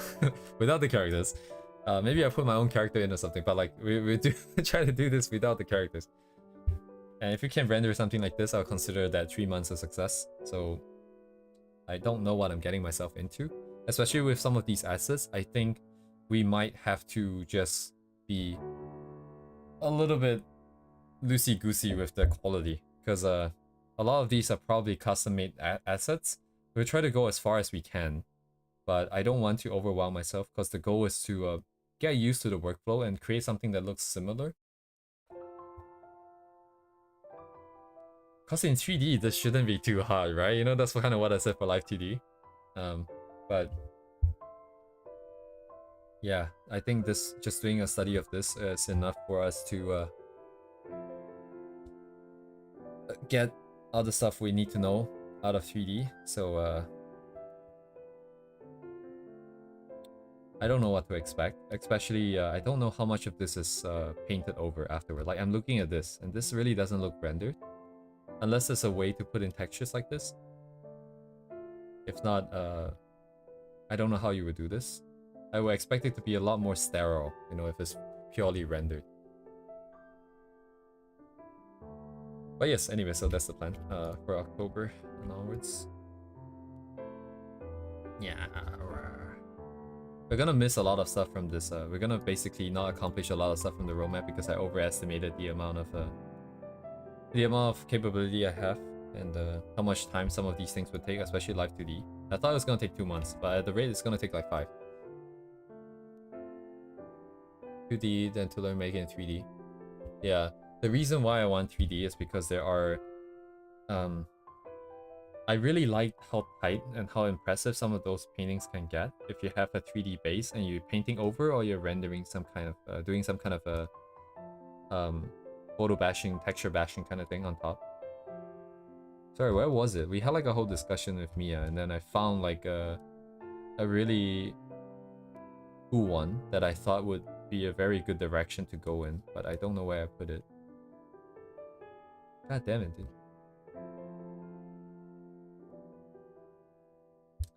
Once upon a time, you know, this reference board was a lot more organized and everything was scaled based on how important they were. So all the more important and stuff I liked more were scaled a little bit bigger. But ever since the Fire Nation attacked, it's been... Oh, yeah, it's over here. So this one I really like. Actually, now that I look at it, maybe I don't like it as much as I did before, but You get the cars that are rendered, and then some kind of filter is being applied, because like if you look at the wheels, right, it definitely looks like a photo with like some kind of filter on it. And then yeah, pretty cool stuff. That's colors. Ugh. So live 2D, we need to get to live 2D, and then I need to get more comfortable with painting. I think that's the problem. We're missing a lot of colors in our paintings. A lot of subtle color changes in our painting. And then we hit 3D. That means by the end of the year, ideally we will have like a simpler sort of decent style that we can work with comfortably. We'll be okay with painting. We'll have an idea of the 3D working process. We would have a working live 2D model, at least for my character. And so going into next year, I should be in a more comfortable position to do original stuff. And then I'll probably switch the streams over to doing original stuff and like studies of really hardcore illustrations like these. And then the goal would be to deal with, yes, explore my own ideas, all the while trying to make some videos happen as well. I think that would be the goal for next year. Also learn Korean, also learn piano, also look for like a partner, and also get super bulked and ripped. So yeah, next year very exciting. A lot of things to do. But yes, art comes first. Art has to come first because I go absolutely batshit insane without art. So indeed, thank you very much. Oh yes, Duvet, they did say that the UI element was just a like a thing that they thought was interesting, and then they put it on. But yeah, based on the other illustrations as well, I think they do definitely do some rendering. Oof. Yeah, looking at the plans, that's why I feel like I'm not as efficient as I should be. I need to be more effective here, but one step at a time. Yeah, I don't enjoy the process of doing art, mostly because I'm bad at it. I think like it's like you're trying to write a story with the English language, but it's like your third or fourth language, right? You don't really know the grammars that well. You're not expressing yourself the way you want to, and you don't really know where to look for resources and stuff like that. That's mostly why I say that I hate it. If I can get to a stage where I start to be more comfortable with rendering, be more comfortable with anatomy, posing, composition, then I think I will enjoy it. But up to now, I have not yet like truly enjoyed the process of art. There are some moments like for example this one, right? This is my greatest accomplishment to date, and at the very end when the illustration is effectively done, and you're just kind of playing around with the colors, playing around with the adjustments, that's kind of where the fun part is, the post-processing. But that's not really so much like the painting art kind. You're not leveraging any muscle memory, you're not leveraging necessarily any fundamental concepts, you're just kind of playing around with layer modes and effects and chromatic aberrations and noise and stuff like that. It is still very artistically driven, because you need to have that vision, you need to have that sense. But compared to painting and putting down understanding of form, I think it's just because I'm bad, honestly. Actually, looking at my hand render in the past, it's really not that bad. It's just kind of stiff because it's very reliant on the lines. If I broke out of the lines and had more bundles of hair, it would have been just fine. More focus on the fail faster approach and more of a research everything first. Yeah, failing is my greatest fear. That's not true. My greatest fear is waking up one day and I'm 80 years old and realizing I have not accomplished anything. That's my greatest fear. But I think like in terms of art, like in terms of anything that I approach, I am definitely like a plan ahead. I think about what I want to do. I visualize what I'm about to do. And I think about whether if it makes sense to do it in this way and whether if doing it this way can get me to the end goal before I actually try it. Because I feel like if I don't do that, it would be a waste of time. But really, I'm wasting a lot more time just sitting there thinking. Yeah, the reason why I have the 80-year-old thing is because for a good part of my life, I'm kind of just like zoned out. I'm super zoned out because there are things in my life that I don't like. And instead of facing it, I just kind of tuned it out. And I got so good at tuning it out that I barely have any memories of my days as like a younger student. And it was kind of scary because I woke up one day and I'm like, hey, I want to do this thing.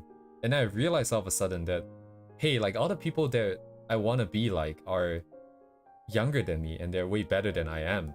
And I'm like, hey, what happened to all my time? Like what happened to it? Like I can't even remember playing the games. I don't know what it felt like to play and enjoy the games. So it's like as though I didn't live that part of my life. So that's why I'm so afraid. That's why now like I want to make sure that I'm here at least for 3 hours a day.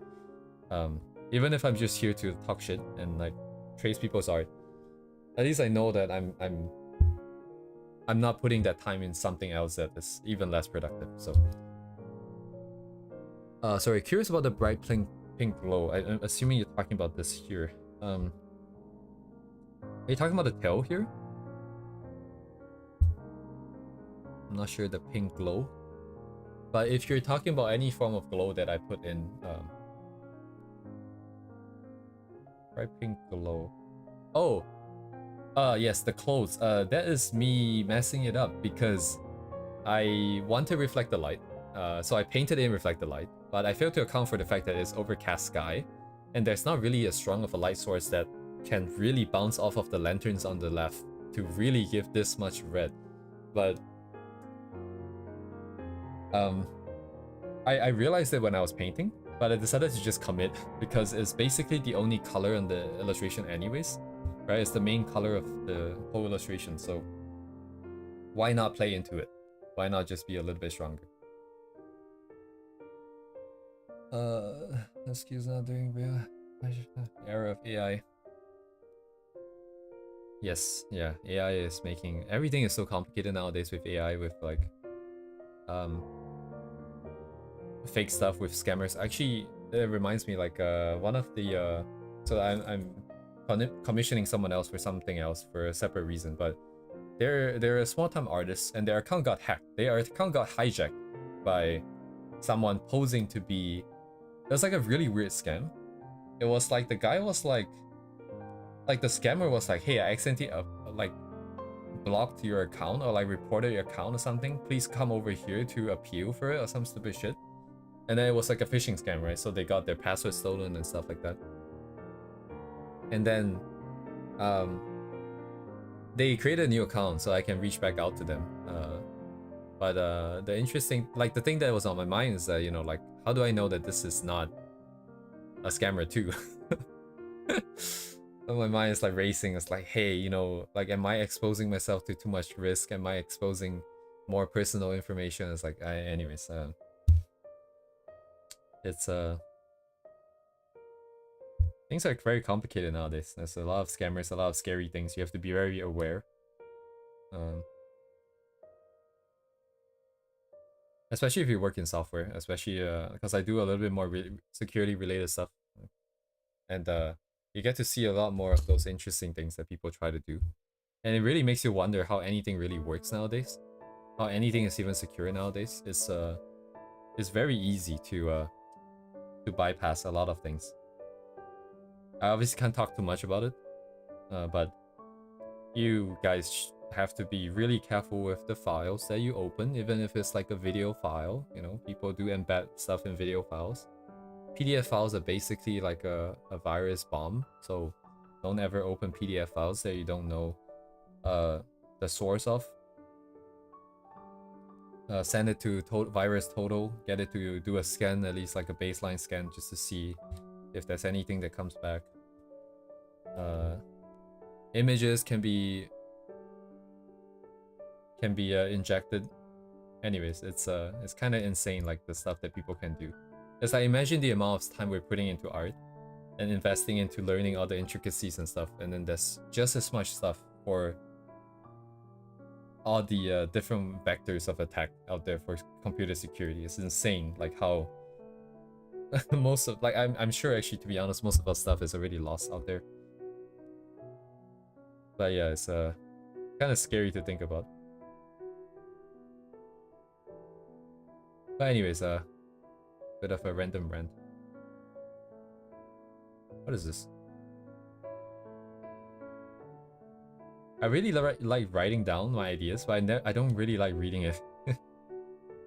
I don't know what most of these things here say, but they were important at one point in time. Some of them will even die down on stream. Also, yeah, like if you guys like pixel art and if you guys play VR chat, there's like a whole pixel art gallery on there. So you can, these are like screenshots taken from in-game. And these are pixel art that people has done and stuff. In VR chat. Sorry, like that's a gallery in VR chat. Pretty cool stuff. Did I record down the name? I did. So it's called VR Chat Pixel Art Exhibition. I can find you guys the link, but you guys will have to be logged in to see it anyways, on the web portal.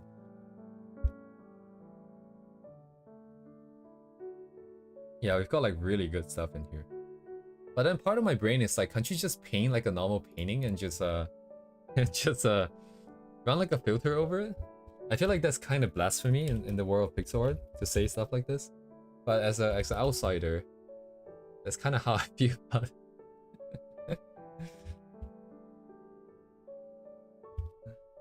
Anyway, so this is the link to the world if anybody plays VR chat.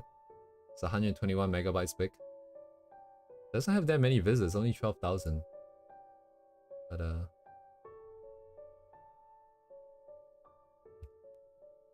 oh yeah, eventually I want to make a VR chat map that people can chill and hang out in.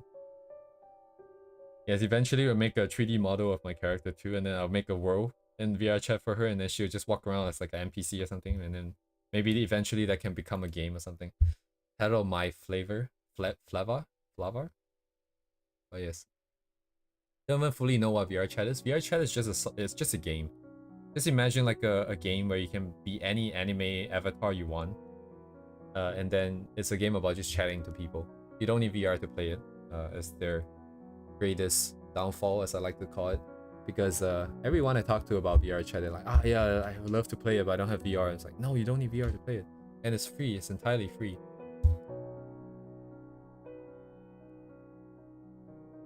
This is now a just chatting stream, which I do enjoy. But I think I might have to go just because I do have work tomorrow and it's getting late. Yeah, you get works like this too, by the way. So it kind of feels like a E2R from life, from Arknights. You have a character and a prop that sort of tries to tell a story and stuff like that. Yeah, some people do roleplay in VR chat. Most people just go in there to do explicit stuff with their VR chat models. To do not safe for work stuff. But actually that's not true. Most people are in there to have fun and talk to people. But there's a lot of people there that's just there to How do you find your reference images? Which ones specifically, Rez? Most of mine are collected over my years of browsing Twitter. Like most of everything here is just years of browsing Twitter. Actually most of them, like 90% is. These guys here are not related. These are also Twitter. This is Pinterest. These are all Twitter. This is the Holy Grail of butt reference from Pinterest. Actually, just render this. Oh, actually, that reminds me. I should keep a copy of that. That is new to me and stuff. I was just curious. Oh, I see. Yeah, it's like 5 years worth of favoriting stuff. If you have anything you caught your eye, you can let me know. I can like give you the reference, the artist's name. Like we have people in Japan that's just going out there to take photos and do stuff like this. This is also really cool. There's like apparently quite a few of them. They just goes out in the middle of the night with like a camera and just walks around and like takes photo of empty streets and buildings and rooms and stuff. Yeah. Natsu 7AO. Natsu 7AO.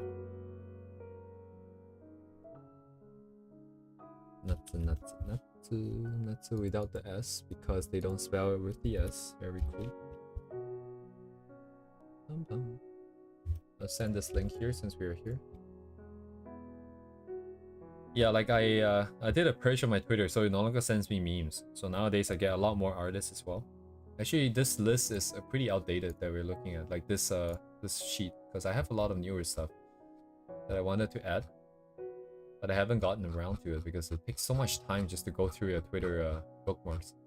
This mine's not organized. Like look at this one. Like this one is so good. Like very amazing photo right here.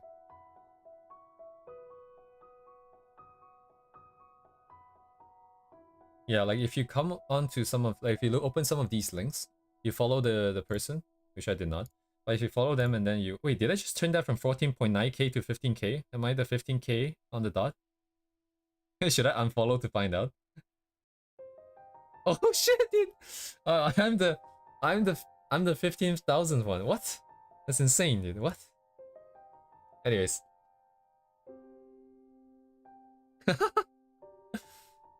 Oh dang, dude. Silver, what do you have for me? Hit me. Not literally. Yeah, very cool photos. And what else do I got? Let me share with you some gems in my my recent bookmarks here. A lot of it is live 2D though. It's kind of flooding me. A lot of stuff. I've got like animation related stuff like this as well here. Yeah, we've been dropping tablets like flies. Wait, does that analogy work? But it's kind of cool, I guess. They're rotoscoping, like they're tracing over it. I guess it's not that impressive now that I think about it. It's just kind of like a standard industry practice, so I suppose. How about this? Like, I have so many various different art-related nonsense here. Like, this is now anatomy. We have like super breakdowns. Sorry, did I send the links properly? Send the links. Since I'm talking about it, even if people are not interested, I'm just gonna send it. What else do I got? I got blue archive memes. I've got... Oh yeah, this is pretty cool as well. I think this is the kind of direction I would like to probably draw.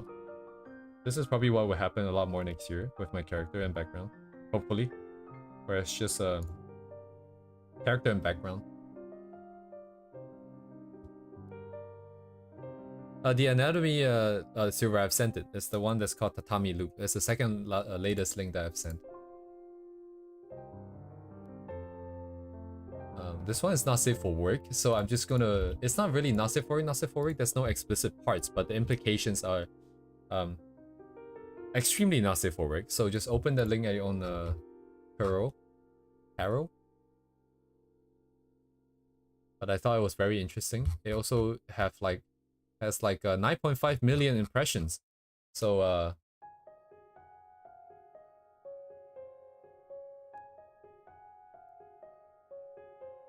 so that's the latest link I've sent.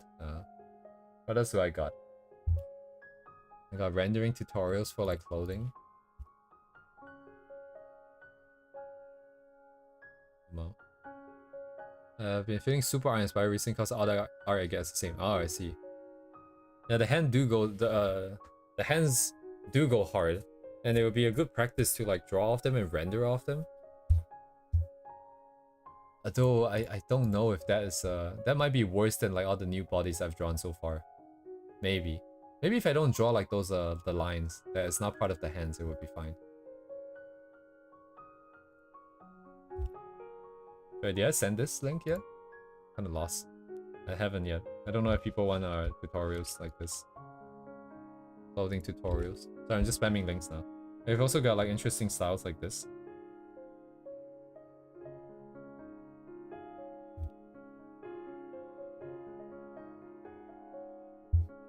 My Twitter is an absolute mess. And then from all of these, we've got this. This furry artist that got super famous, well, super popular. I remember like when they were like 10k or like less than 10k, but they started drawing a bunch of like evolutions as with cats as references. I think it's safe for work account, yeah. So yeah, like and then the number of followers blew up after he started doing this. And then they did this sort of stylization sheet thing. And I favorited this because this would have been useful. This would be useful when we eventually do like mascot design. Oh yeah, speaking of hand rendering, like this is the kind of hand rendering that I was thinking of. Like if we can do hand rendering practice for this, with this level of rendering, it would be very cool. It would be like a lot of experience.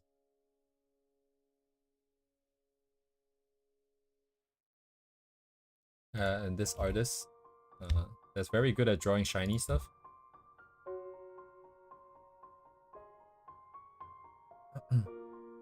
All of these are linked. I'm spamming the chat. So if you want the hand reference, it's the second latest one, the one that's just above Duvet's sticker, I think. Actually, it might be out of sync. What I'm seeing in the studio is different. So it'd be just after Duvet's sticker. And then this here is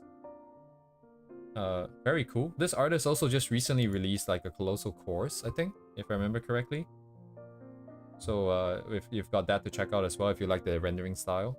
I imagine they probably although the fact that it's in Korean and like the subtitle, like it's just a subtitle, I think the subtitles are kind of jank. I'm not 100% sure. It might be kind of jank. But in any case, like a art tutorial where you have to look at the subtitles is kind of difficult, as you can imagine, because you're supposed to be looking at the art that they're doing. So it's kind of unfortunate that they don't speak the language here. Yeah, I can go on forever. I have like every one in my bookmarks is like a different concept. We have illustration, then animation, then very simple style, then like full on like photo bashing, expression sheet. Why do I have this? Why do I have this? I have sketches in in notebooks. Man, if I can like sanitize my bookmarks here and make sure there's no not safe for work stuff, I think it'd be kind of interesting to go through this. But it will be like a 10-hour stream, and it's not even like a understatement, just because I've done it before.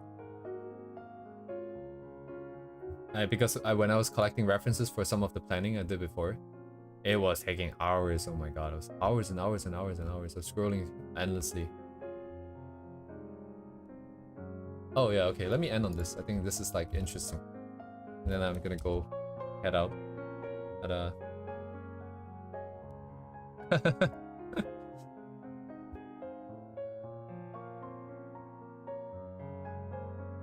oh, Colossal does AI dubs? Oh my god.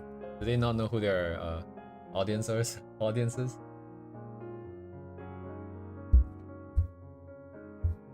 I think that was like a before picture too. This is kind of interesting. Anyways, I don't know what would inspire someone to draw something like this. I'm very grateful for it. But yes, with this, I'll probably head out now. It's 1:10. Okay, very cool. Let me go get something to eat. Ooh. And then see you guys tomorrow. Thank you guys for joining me and chatting with me. Tomorrow, yes, we'll do the eye rendering, and then I'll try to do some rigging if we have time for that. Oh, hello, Shatri. But yes, have a good night, guys. See you guys soon.